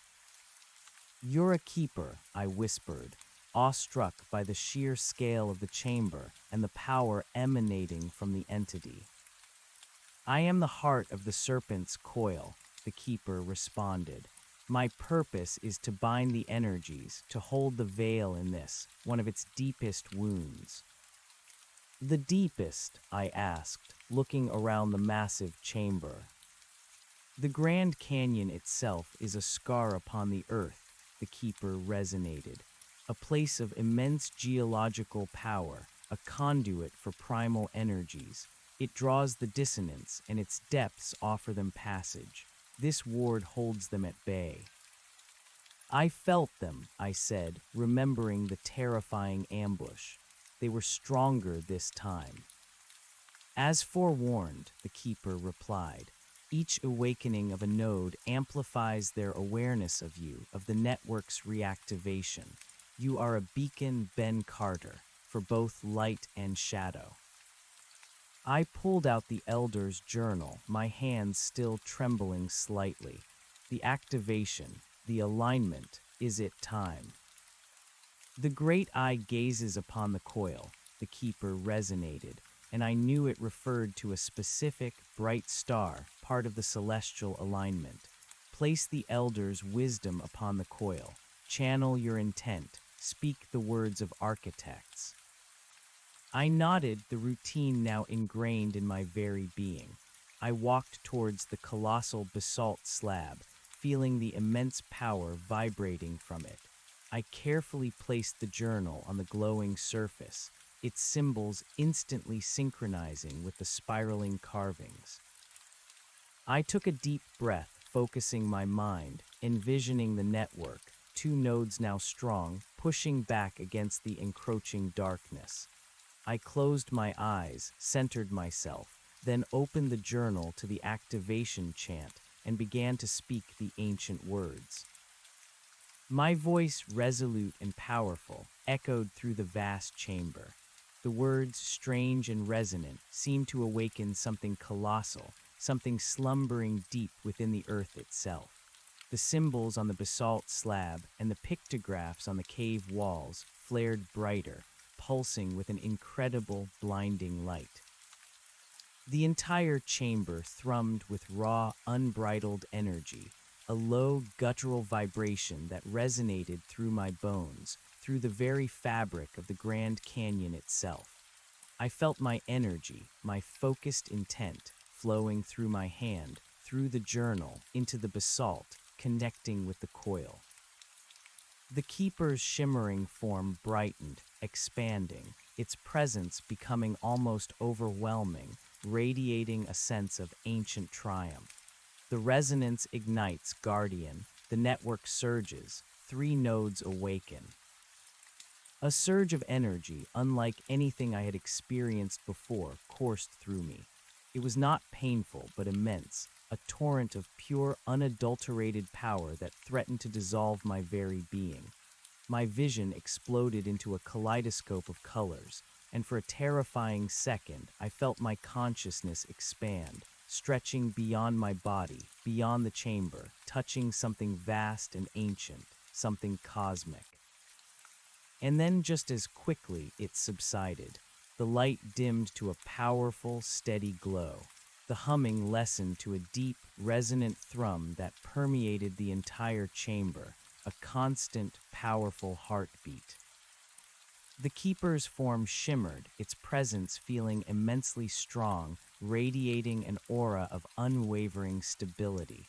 "It is done, Guardian. The serpent's coil ward is reactivated. The The network strengthens profoundly. 3 nodes awaken. The veil holds.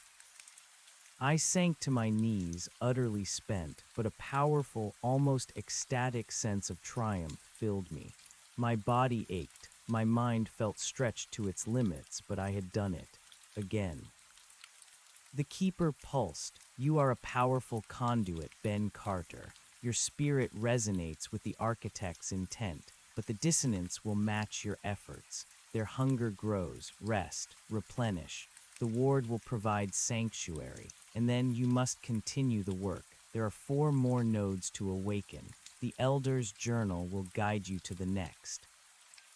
I spent the next 3 days in the Serpent's Coil ward, resting, eating my supplies, and poring over the Elder's Journal. The Keeper, a silent, majestic presence, was a constant, calming companion. The ward's powerful energies seeped into me, revitalizing my body, sharpening my mind, deepening my connection to the network. I also delved deeper into the Elder's notes on the dissonance. He detailed their methods of influence, their subtle psychological warfare, their ability to twist perception and amplify negative thoughts. He also hinted at a countermeasure, a way to not just defend against them, but to actively disrupt their manifestations on a larger scale. It involved all 7 wards, aligned and synchronized, creating a resonance wave that could theoretically seal the arch, temporarily closing the most dangerous wound in the veil. It was an ambitious, almost impossible task, but now, with 3 wards reactivated, it felt like a tangible, if distant, goal. I communicated with Thorne via satellite phone. His excitement was boundless, almost reverent. 3 Ben, 3 nodes reactivated. The energetic signature is incredible. The network is becoming a tangible force. The Elder's vision, it's becoming a reality because of you. He immediately began studying the next section of the journal, preparing for my next journey. My body recovered fully within the ward's protective energies. My mind, too, felt sharper, clearer, more attuned to the subtle energies of the world. I was no longer just a lost photographer. I was a guardian, a critical link in an ancient chain, and my purpose was now etched into my very soul. On the 4th morning, as the great eye once again aligned, the keeper pulsed. The time of departure approaches, Ben Carter. Your next journey awaits. The Elder's Journal guides you to the 4th node, the Obsidian Gate, nestled deep within the alien landscape of Monument Valley. I gathered my pack, feeling the familiar, reassuring weight of the journal within. I paused at the entrance to the chamber, looking back at the colossal basalt slab, at the shimmering, majestic keeper. "Thank you," I said, my voice filled with a profound sense of purpose and a deep respect for these ancient entities. The keeper pulsed. "Go with purpose, guardian. The network requires you. The veil depends on you." I stepped out of the ward, through the curtain of the waterfall, emerging into the dazzling sunlight of the Grand Canyon. The vast, silent canyon now hummed with a renewed, protective energy, deep beneath its majestic surface. I looked at the Elder's map, at the next marked node, a remote location within the iconic alien landscape of Monument Valley on the border. The journey from the Grand Canyon to Monument Valley felt like stepping into an entirely different world, despite the relatively short distance across the vast expanses of the Southwest. Monument Valley, with its iconic sandstone buttes and mesas rising dramatically from the desert floor, was a landscape of stark, alien beauty, a place where the earth seemed to reach for the sky in defiant, silent grandeur.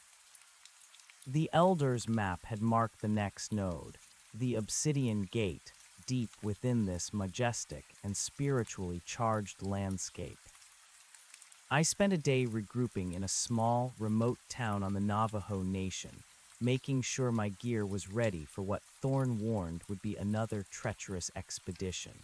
The dissonance had grown bolder with each activated ward, and the Grand Canyon encounter had been a brutal test of my resolve. I knew Monument Valley, a place steeped in ancient legends and strong spiritual resonance, would be no different. The etheric resonance detector, now a constant companion strapped to my chest, hummed with a low, anxious yellow, occasionally flickering to a nervous orange, even here in the relative calm of civilization. They were closer. Dr. Thorne, through our satellite calls, emphasized the elder's notes on this particular ward. The obsidian gate is situated at a profound convergence of ley lines, Ben, he explained, his voice crackling with static but clear in its urgency. The architects were incredibly precise in its placement. It's a natural power conduit, but also a crucible. The dissonance will fight you fiercely there, as it represents a significant increase in the network's overall stability.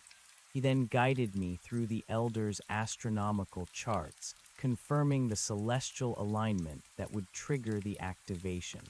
This time, it was the Shadow Serpent constellation that would mark the moment. Obtaining permits for deep access into the Navajo Nation's restricted areas required careful navigation of cultural protocols and local bureaucracy. I presented myself as a nature photographer seeking unique perspectives on the geological formations, avoiding any mention of ancient wards or interdimensional entities. Eventually, after a good deal of patient explanation and respect for the local traditions, I secured the necessary permissions. The drive into Monument Valley was breathtaking. The paved roads quickly gave way to rough, sandy tracks that wound around the towering monoliths. The silence here was different from other parts of the desert. It was a heavy, watchful silence, imbued with the echoes of millennia of human presence and profound spiritual significance. The Navajo considered this land sacred, and I could feel why. The air itself seemed to vibrate with a latent power, a presence that was both ancient and alive. As I drew closer to the coordinates on the Elder's map, the etheric resonance detector began to glow a persistent, angry orange, its hum rising in pitch. The pressure in my head, a familiar throbbing ache, returned with vengeance, a subtle precursor to the dissonance's more direct assaults. The sky, a vast, unbroken canvas of deep blue, seemed to press down, heavy and expectant. The Elder's map led me to a narrow, twisting canyon, almost a slot canyon, hidden between two colossal buttes. The entrance was a dark, brooding maw in the sheer sandstone, partially obscured by a tumble of ancient boulders. The air here was noticeably colder, even in the midday sun, and a faint, almost imperceptible shimmer pulsed at the canyon's mouth. I knew this was it. The dissonance was waiting. As I approached the shimmering entrance, the air distorted violently, coalescing into a truly terrifying manifestation. It wasn't just a few shimmering forms this time. It was a swirling vortex of shadow and light, twisting and writhing, forming and reforming into grotesque, impossible shapes. It was like a living, breathing nightmare, a maelstrom of fear given tangible form. Within the vortex, I could dimly perceive elongated, skeletal outlines, stretching and retracting, like 1,000 grasping tendrils reaching out from a central, unseen core. The cold intensified, a piercing chill that seeped into my bones, stealing my breath. The whispers erupted, not as a cacophony this time, but as a roaring tempest of voices, each one distinct, each one screaming my deepest fears, my profoundest doubts. You are an imposter. You are alone. This power will break you. They clawed at my mental shields, trying to tear them down, to plunge me into paralyzing terror. I stumbled backward, my heart hammering against my ribs, a primal scream caught in my throat. This was unlike anything I had ever faced. The sheer intensity, the overwhelming malice of the dissonance here was devastating. Fear, raw and visceral, threatened to consume me. Do not fear, the keeper's voice, distant but clear, resonated in my mind, a fragile lifeline in the storm of terror. Remember your purpose. Remember the network. I clenched my jaw, gritting my teeth against the assault. My hand flew to the amulet around my neck, clutching it like a talisman. It pulsed with a desperate warmth, a beacon against the encroaching cold. My mental shield, though battered, held. I remembered Thorn's words, "Your mind is your weapon." I pushed back, focusing every ounce of my will, my defiance, into a single, unwavering point of resolve. I had come this far. I would not break.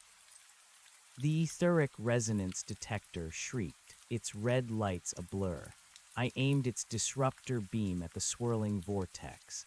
The beam cut through the maelstrom, causing it to writhe and convulse, its terrifying forms momentarily dissolving into hazy smoke. It was a momentary reprieve, but it was enough. "I am Ben Carter," I roared, my voice raw but resolute, a declaration of self against the encroaching chaos, "and I will not yield." I lunged forward, not at the dissonance, but through it, aiming for the dark maw of the canyon entrance. The moment I plunged into the swirling vortex, it was like being ripped apart at a molecular level. An unbearable cold, a searing pain, a psychic scream that echoed through my very soul. My vision exploded into a maelstrom of impossible colors and shapes, tearing at my sanity. I felt countless unseen hands trying to tear open my mind, to shatter my will, to feast on the terror that threatened to overwhelm me. But I pushed through. I focused on the image of the ward, of the glowing network, of the elder's sacrifice. I gripped the amulet, a burning ember of defiance in the icy storm. I forced my body to move, one agonizing step after another, through the swirling darkness. Then with a final, wrenching lurch, I was through. I stumbled, collapsing onto the cool, damp sand of the canyon floor, gasping for air. The cold receded, the whispers died, the pressure in my head, though still throbbing violently, lessened to a dull ache. I was inside, I was safe. I lay there for a long moment, trembling uncontrollably, my entire body aching, my mind scoured raw. Slowly, cautiously, I pushed myself up. The canyon behind the entrance was not a natural formation. It led into a vast artificial chamber, carved from the living rock, its walls radiating the familiar, ethereal blue luminescence. The air was cool, damp, and utterly still, filled with the low, steady thrum of the ward's energy. This chamber was truly awe-inspiring. It was a massive cavern, shaped like a colossal, multifaceted gem, its obsidian-like walls polished to a mirror sheen, reflecting the ethereal blue light in endless, shimmering depths. The ceiling soared hundreds of feet above, studded with what looked like embedded crystals that glittered like distant stars. It was a fusion of natural rock and impossibly advanced engineering. In the center of the chamber, not on a pedestal, but integrated directly into the smooth obsidian floor, was a gigantic circular slab of pure black rock, easily 50 feet in diameter. It pulsed with a deep, powerful blue light, and carved into its surface were intricate, geometric patterns, spiraling fractals, and what looked like a stylized, open gate. This was the Obsidian Gate. And from its center, a shimmering wisp of vapor, almost perfectly clear, began to rise. It coalesced, not into a crystalline form this time, but into a towering, almost human-like figure, formed from pure light and shimmering air. It radiated an immense, ancient power that was both benevolent and utterly unyielding. Welcome, Guardian, a voice deeper and more resonant than the others, filled my mind, free from any hint of static or distortion.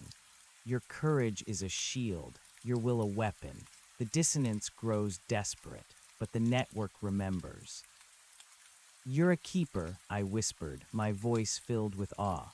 This entity felt different, more powerful, more ancient. I am the resonance of the obsidian gate, the keeper responded, its form shimmering like a living nebula.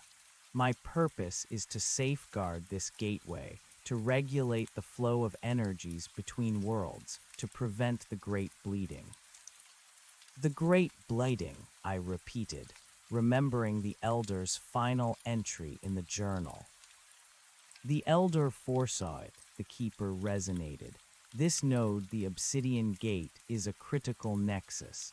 It stands between your world and a particularly volatile pocket of the outside. Its decay would trigger a catastrophic breach, but your efforts, Guardian, have strengthened its resonance. We are closer to preventing it. I pulled out the elder's journal, my hand still trembling, but now with anticipation. The activation, the alignment, is it time? The shadow serpent begins its ascent, the keeper resonated, and I knew it referred to the specific celestial alignment. Place the elder's wisdom upon the gate, channel your intent, speak the words of architects. I nodded, the routine now etched into my soul. I walked towards the colossal obsidian slab, feeling the immense power vibrating from it. I carefully placed the journal on the glowing surface, its symbols instantly synchronizing with the geometric carvings.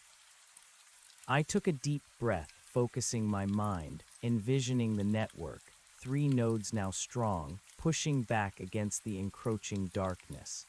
I closed my eyes, centered myself, then opened the journal to the activation chant and began to speak the ancient words. My voice, strong and unwavering, resonated through the vast chamber. The words, strange and powerful, seemed to unlock something truly colossal, something slumbering deep beneath the very foundations of Monument Valley. The symbols on the basalt slab and the pictographs on the cave walls flared brighter, pulsing with an incredible, blinding light that threatened to overwhelm my vision. The entire chamber thrummed with raw, unbridled energy, a low, guttural vibration that resonated through my bones, through the very fabric of the earth, echoing with the ancient power of the canyon itself. I felt my energy, my focused intent, flowing through my hand, through the journal, into the obsidian, connecting with the obsidian gate. The keeper's shimmering form brightened, expanding, its presence becoming almost overwhelming, radiating an aura of ancient triumph and immense power. The resonance ignites, Guardian, the network roars, 4 nodes awaken, the veil holds. A surge of energy, truly titanic in its scope, coursed through me. It was not painful, but immense, a torrent of pure, unadulterated power that threatened to dissolve my very being. My vision exploded into a maelstrom of blinding light, and for a terrifying second, I felt my consciousness expand exponentially, stretching beyond my body, beyond the chamber, beyond Monument Valley, touching something vast and ancient, something cosmic, an intricate web of power that spanned planets and dimensions. I saw, for a fleeting instant, the other wards, glowing beacons in the darkness, connected by threads of pure energy. I saw the arch, a wound, but now contained by these growing threads. And I saw the dissonance, a swirling, shadowy mass, recoiling from the surge of light. Then, just as quickly, it subsided. The light dimmed to a powerful, steady glow. The humming lessened to a deep, resonant thrum that permeated the entire chamber, a constant, powerful heartbeat of the awakened ward. The keeper's form shimmered, its presence feeling immensely strong, radiating an aura of unwavering stability and profound cosmic connection. It is done, Guardian. The Obsidian Gate ward is reactivated. The network strengthens profoundly. 4 nodes awaken. The veil holds more securely for your purpose. I sank to my knees, utterly spent, but a powerful, almost ecstatic sense of triumph filled me. My body ached, my mind felt stretched to its limits, but I had done it. Again, 4 wards, 4 anchors.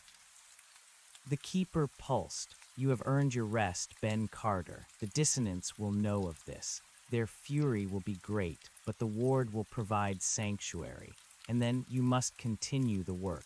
There are 3 more nodes to awaken. The Elder's Journal will guide you to the next. I spent the next 4 days in the Obsidian Gate ward, resting, eating my supplies, and poring over the Elder's Journal.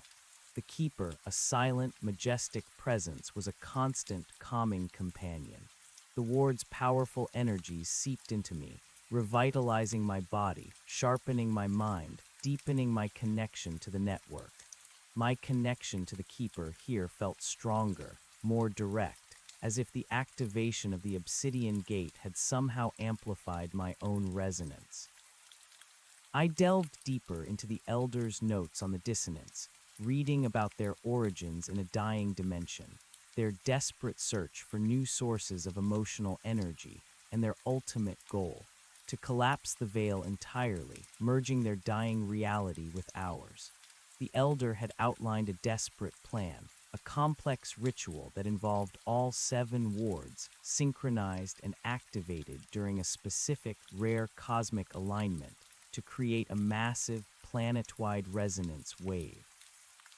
This wave, he theorized, could not only seal the arch, but also repel the dissonance from our reality for centuries, buying humanity precious time. It was a colossal task, one that seemed almost impossible, but with 4 wards now active, the possibility felt closer, more real. I communicated with Thorn via satellite phone. His excitement bordered on frantic. For Ben, 4 nodes, the energy signatures are astronomical. My instruments are barely containing the data. The network is forming a coherent field now. The Elder's vision, it's within our grasp. He was already poring over the journal to decipher the next node, his passion burning brighter than ever. My body recovered completely within the ward's powerful protective energies. My mind, too, felt sharper, clearer, more attuned to the subtle energies of the world. I was no longer just a lost photographer. I was a guardian, a critical link in an ancient chain, and my purpose was now etched into my very soul. The thought of my old life, of chasing sunsets for niche magazines, felt like a distant, faded dream, replaced by a consuming drive. On the 5th morning, as the Shadow Serpent constellation once again began its descent, the Keeper pulsed. The time of departure approaches, Ben Carter. Your next journey awaits. The Elder's Journal guides you to the 5th node, the Sunstone Oracle, nestled high in the remote Sangre de Cristo Mountains of northern New Mexico. I gathered my pack, feeling the familiar, reassuring weight of the journal within. I paused at the entrance to the chamber, looking back at the colossal obsidian slab at the shimmering, majestic Keeper. Thank you, I said, my voice filled with a profound sense of purpose and a deep respect for these ancient entities. I'll be back. The Keeper pulsed. Go with strength, Guardian. The network requires you. The veil depends on you. Remember the chant. Remember your purpose. I stepped out of the ward, through the hidden entrance in the canyon, emerging into the dazzling sunlight of Monument Valley. The towering buttes and mesas, ancient and majestic, now hummed with a renewed, protective energy, deep beneath their iconic surfaces. I looked at the Elder's map at the next marked node, a remote location high in the Sangre de Cristo Mountains of northern New Mexico, a region of rugged peaks, deep forests, and thin, cold air. The Sunstone Oracle, a name that evoked images of ancient wisdom and perilous heights. Another journey, another test, another confrontation. 4 wards down, 3 to go. The end was in sight, but the path was only growing more perilous. The dissonance would be waiting. I could feel their subtle pressure, a distant hum on the edge of my perception, a cold shadow stretching across the vast, ancient landscape of the Southwest. They knew, they were watching. But this time I was ready. I gripped the amulet around my neck, felt the sturdy straps of my backpack, and started the long, arduous trek out of Monument Valley, heading towards a new horizon, towards a destiny that was now undeniably mine. The fight had truly intensified, and I was at its front lines.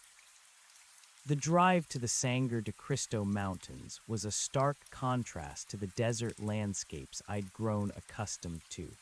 The arid plains slowly gave way to rolling foothills, then to dense forests of pine and aspen, culminating in the jagged, snow-capped peaks of northern New Mexico. The air grew thinner, colder, and the winding mountain roads demanded a different kind of vigilance. I spent a few days in Santa Fe, a vibrant city steeped in art, history, and spiritual traditions, ironically feeling both a sense of alienness and a strange familiarity. The city's ancient energy, its blend of Pueblo, Spanish, and Anglo cultures, seemed to hum with its own unique resonance. I restocked my supplies, ensuring I had cold-weather gear, specialized climbing equipment for the high altitudes, and enough rations for a multi-day trek in sub-zero temperatures. Dr. Thorne, over our satellite calls, once again emphasized the Elder's warnings for the Sunstone Oracle. This ward, Ben, is unique, Thorne explained, his voice sounding more concerned than usual. It's not integrated into a natural rock formation in the same way as the others. The Elder describes it as a standalone structure, an observatory of sorts, built by the architects at an extremely high altitude, almost certainly to capture specific celestial energies. It is exposed and thus potentially more vulnerable. He then delved into the complex astronomical charts for the Oracle, detailing the precise alignment of the Star Weaver constellation that would be crucial for its activation. His concern resonated with me. An exposed ward, high in the mountains, meant a more direct confrontation with the elements, and potentially with the dissonance. The etheric resonance detector, which had been a nervous yellow through much of the drive, now pulsed a steady, anxious orange as I left the city and began the ascent into the Sangre de Cristos. The trailhead was a small, almost invisible turnoff from a narrow Forest Service road, miles from any sign of civilization. The air was crisp and biting, smelling of pine and damp earth. Towering evergreen trees stood like silent sentinels, their branches heavy with snow. Before me, the mountain path rose steeply, disappearing into the dense forest, promising a grueling climb. I began the ascent, the crunch of my boots on snow and ice the only sound in the profound silence. The etheric resonance detector pulsed a continuous, angry orange, its hum a frantic accompaniment to my own racing heart. The pressure in my head was a dull, persistent throb, a constant reminder of the unseen eyes tracking my progress. The cold intensified, seeping into my gear, a familiar precursor to the dissonance's more direct manifestations. The Elder's maps for the Sunstone Oracle were incredibly detailed, showing not just topographical features, but also specific ancient cairns and markers left by the architects, subtle clues for those who knew how to read them.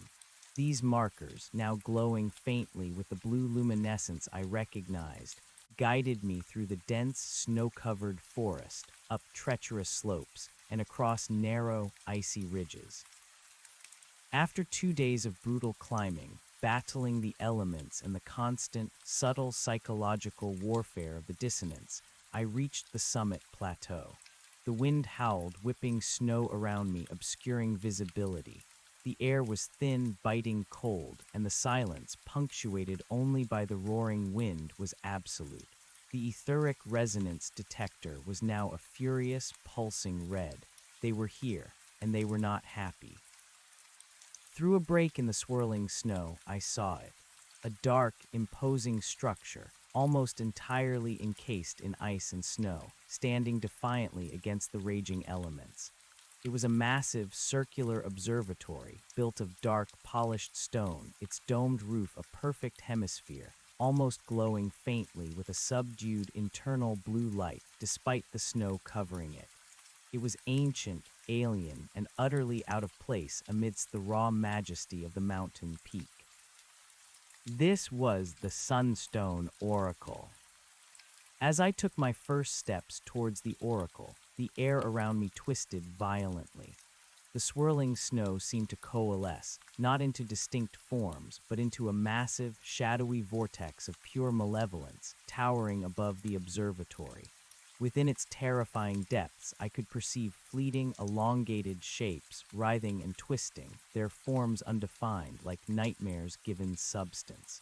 The cold intensified, piercing through my specialized gear, freezing my very blood. The whispers erupted, not as voices in my head, but as a roaring gale, carrying accusations, doubts, and primal terrors on the wind. You will freeze, you will fall, your efforts are futile, humanity is weak. They clawed at my mental shields, trying to tear them down, to expose me to the paralyzing terror that radiated from the shadowy vortex. I stumbled, my heart hammering against my ribs, my breath caught in my throat. This was the most powerful manifestation of the dissonance I had faced yet, a maelstrom of fear and despair, amplified by the raw power of the mountain and the extreme conditions. It was a direct assault, a desperate attempt to stop me. Do not fear, the keeper's voice, distant but clear, resonated in my mind, a fragile lifeline in the storm. Remember your purpose. Remember the network. I clenched my jaw, gritting my teeth against the assault. My hand flew to the amulet around my neck, clutching it like a lifeline. It pulsed with a desperate warmth, a beacon against the encroaching cold. My mental shield, though battered and bleeding, held. I remembered Thorn's words, "Your mind is your weapon. Your defiance is your strength." I pushed back, focusing every ounce of my will, my defiance, into a single, unwavering point of resolve. 4 wards were active. 3 to go. I would not break. The etheric resonance detector shrieked, its red lights a blur in the swirling snow. I aimed its disruptor beam at the shadowy vortex. The beam cut through the maelstrom, causing it to writhe and convulse, its terrifying forms momentarily dissolving into hazy smoke. It was a momentary reprieve, but it was enough. "I am a guardian," I roared, my voice raw but resolute, a declaration of self against the encroaching chaos, a challenge to the storm itself. I will not yield. I lunged forward, not at the dissonance, but through it, aiming for the dark, ice-encased entrance of the oracle. The moment I plunged into the swirling vortex, it was like being torn apart and frozen solid simultaneously. An unbearable cold, a piercing pain that threatened to shatter my bones, a psychic scream that echoed through my very soul, ripping at the fabric of my consciousness. My vision exploded into a maelstrom of blinding light and freezing darkness, tearing at my sanity. I felt countless unseen hands trying to shatter my mind, to drain my life force, to feed on the raw terror that threatened to consume me. But I pushed through. I focused on the image of the ward, of the glowing network, of the elder's sacrifice, of the keeper's unwavering guidance. I gripped the amulet, a burning ember of defiance in the icy storm. I forced my body to move, one agonizing step after another, through the swirling darkness and bone-chilling cold. Then with a final, wrenching lurch, I was through. I stumbled, half crawling, through the ice-encrusted entrance, collapsing onto the cold, stone floor within. The cold receded. The whispers died. The pressure in my head, though still throbbing violently, lessened to a dull ache. I was inside. I was safe. I lay there for a long moment, gasping for air, trembling uncontrollably, my entire body aching, my mind scoured raw. Slowly, cautiously, I pushed myself up. The interior of the oracle was a vast circular chamber, its walls and domed ceiling seamlessly integrated with massive, intricately carved stone panels, radiating the familiar, ethereal blue luminescence. The air was cold, but calm still, and filled with the low, steady thrum of the ward's energy. This chamber was truly unlike any I had seen. The domed ceiling was a colossal, precision-engineered orrery, studded with glowing crystals that represented stars and planets, all in constant, silent motion. It was an astronomical marvel, frozen in time. The walls were covered in what looked like complex star charts, celestial alignments, and intricate diagrams of cosmic energies, all glowing with the same internal light. In the center of the chamber, on a raised, circular platform, rested a gigantic, multifaceted crystal, taller than me, pulsating with an intense internal blue light. It was perfectly cut, radiating an almost blinding brilliance, its surfaces reflecting the cosmic maps on the walls. This was the Sunstone Oracle. And from its core, a shimmering wisp of vapor, almost perfectly clear, began to rise. It coalesced, not into a human-like form this time, but into a swirling vortex of pure light and geometric patterns, resembling a living, three-dimensional mandala. It radiated an immense, ancient power that was both benevolent and utterly awe-inspiring.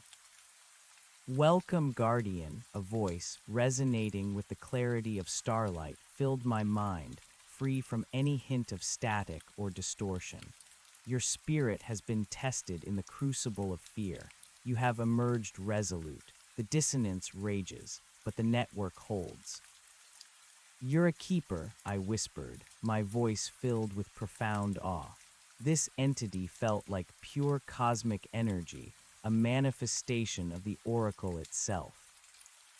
"I am the resonance of the Sunstone Oracle," the keeper responded, its form shimmering like a living galaxy. "My purpose is to observe, to record, to regulate the cosmic energies that flow through this node. This is an eye upon the heavens, Ben Carter, an ear to the whispers of the universe." "The dissonance, they were formidable out there," I said, remembering the terrifying vortex. "This node is an amplifier," the keeper resonated. "Its exposure to raw cosmic energies makes it a point of both immense power and immense vulnerability.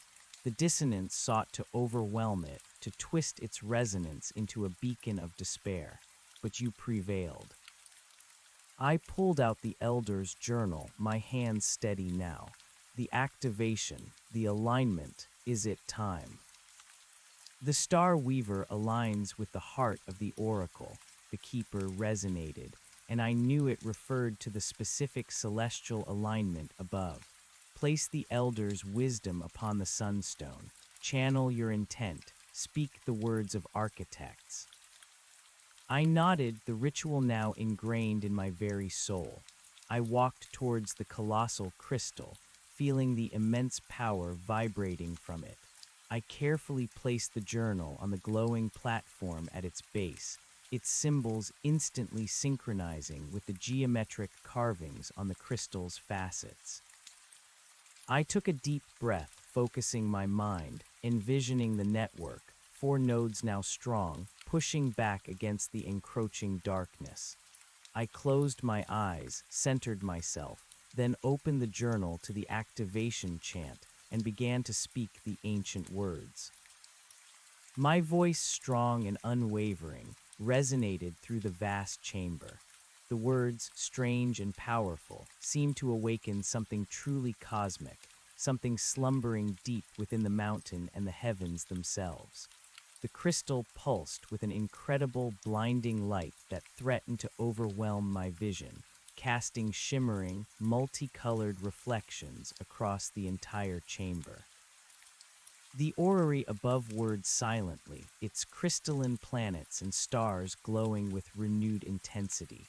The entire chamber thrummed with raw, unbridled energy, a low, guttural vibration that resonated through my bones, through the very fabric of the earth and sky. I felt my energy, my focused intent, flowing through my hand, through the journal, into the sunstone, connecting with the oracle. The keeper's shimmering form brightened, expanding, its presence becoming almost overwhelming, radiating an aura of ancient triumph and immense cosmic power. The resonance ignites, guardian, the network surges, 5 nodes awaken, the veil holds. A surge of energy, titanic in its scope and utterly divine in its purity, coursed through me. It was not painful, but immense, a torrent of pure, unadulterated power that threatened to dissolve my very being, not in pain, but in transcendence. My vision exploded into a maelstrom of blinding white light, and for a terrifying, glorious second, I felt my consciousness expand exponentially, stretching beyond my body, beyond the chamber, beyond the mountain, touching something vast and ancient, something cosmic, an intricate web of pure energy that spanned planets and galaxies. I saw for a fleeting instant the other wards, glowing beacons in the darkness, connected by threads of pure energy, now forming a coherent, powerful field across the southwest. I saw the arch, a wound, but now contained and stabilized by these growing threads. And I saw the dissonance, a swirling, shadowy mass, recoiling violently from the surge of light, their forms dissolving, their cries of malice muted into echoes. Then, just as quickly, it subsided. The light dimmed to a powerful, steady glow. The humming lessened to a deep, resonant thrum that permeated the entire chamber, a constant, powerful heartbeat of the awakened ward, echoing the rhythm of the celestial bodies above. The keeper's form shimmered, its presence feeling immensely strong, radiating an aura of unwavering stability and profound cosmic connection. It is done, Guardian. The Sunstone Oracle Ward is reactivated. The network strengthens profoundly. 5 nodes awaken. The veil holds more securely for your purpose. Your resonance grows, your connection deepens. I sank to my knees, utterly spent, but a powerful, almost ecstatic sense of triumph filled me. My body ached, my mind felt stretched to its limits, but I had done it. Again, 5 wards, 5 anchors in the storm. The keeper pulsed. You have earned your rest, Ben Carter. The dissonance will know of this. Their desperation will grow, but the ward will provide sanctuary. And then you must continue the work. There are 2 more nodes to awaken. The Elder's Journal will guide you to the next. I spent the next 5 days in the Sunstone Oracle Ward, resting, eating my supplies, and poring over the Elder's Journal. The Keeper, a silent, majestic presence of pure light, was a constant, calming companion, its presence resonating with the cosmic energies of the chamber.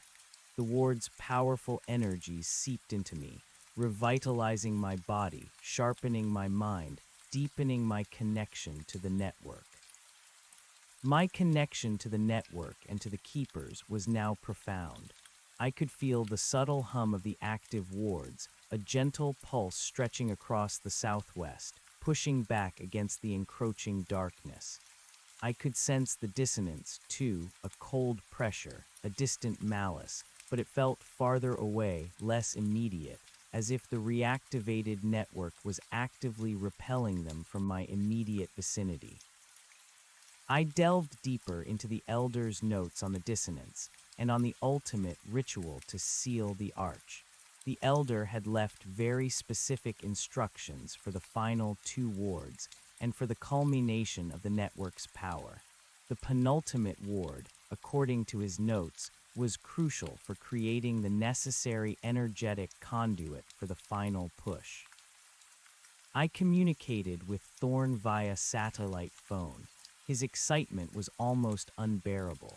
5 Ben, 5 nodes. The energetic signature from the network is off the charts. It's a palpable force. The dissonance my instruments are detecting a noticeable retreat, a lessening of their localized presence around these active nodes. He was already poring over the journal to decipher the next node, his voice filled with a desperate hope. My body recovered completely within the ward's powerful protective energies. My mind, too, felt sharper, clearer, more attuned to the subtle energies of the world and the cosmic forces above. I was no longer just a lost photographer. I was a guardian, a critical link in an ancient chain, and my purpose was now etched into my very soul, burning with a fierce, unwavering resolve. On the 6th morning, as the Star Weaver constellation once again began its descent, the Keeper pulsed. The time of departure approaches, Ben Carter.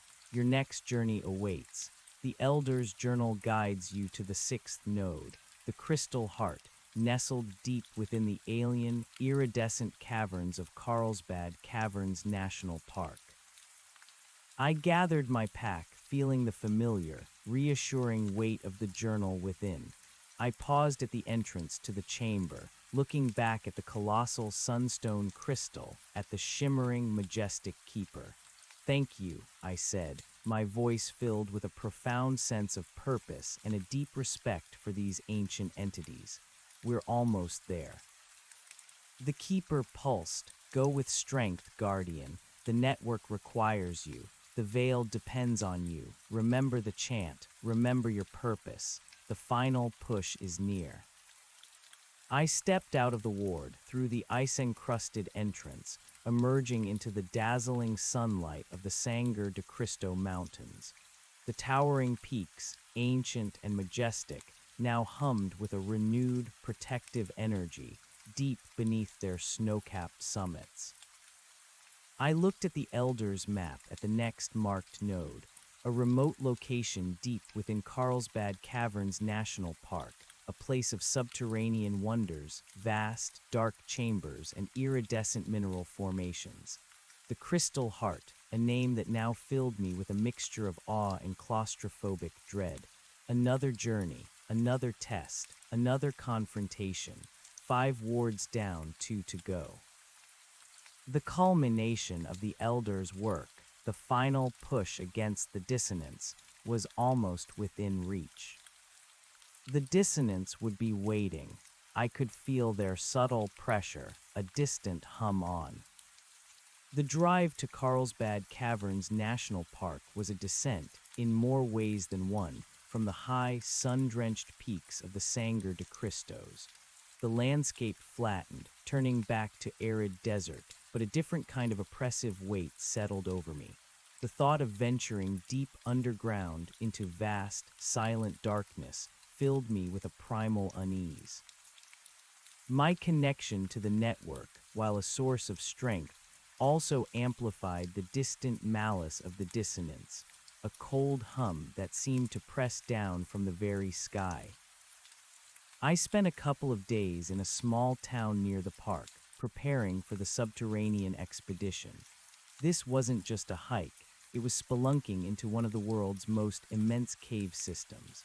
I acquired specialized caving gear, high-powered headlamps, backup lights, extra batteries, sturdy ropes, and detailed topographical maps of the park's lesser-known restricted areas. Dr. Thorne, over our satellite calls, sounded almost breathless when discussing the Crystal Heart. "Ben, this ward is truly extraordinary," he explained, his voice crackling with excitement.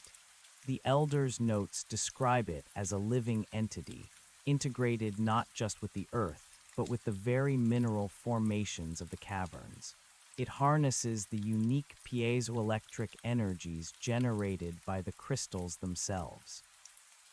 The dissonance here, they will likely manifest as a crushing sense of claustrophobia, of being utterly lost and alone in the eternal dark. He then guided me through the Elder's final set of astronomical charts for this node, identifying the underworld river constellation as the key alignment. His warning about claustrophobia hit home. My previous encounters had been in vast, open landscapes or within ancient carved structures. The thought of confronting the dissonance in the suffocating blackness of a cave system, miles beneath the surface, was profoundly unnerving. The etheric resonance detector, usually a nervous yellow, pulsed a steady, anxious orange as I approached the park, a grim testament to the challenges ahead. I secured the necessary permits for access to the backcountry caves, fabricating a story about geological research. The rangers, though cautious, eventually granted me entry, emphasizing the extreme dangers of solo deep cave exploration. Their warnings about disorientation, hypothermia, and potential rockfalls felt far more tangible than any interdimensional threat. The descent into the caverns began innocently enough, through a natural entrance that spiraled down into the cool, damp earth. But as I went deeper, the familiar tourist trails gave way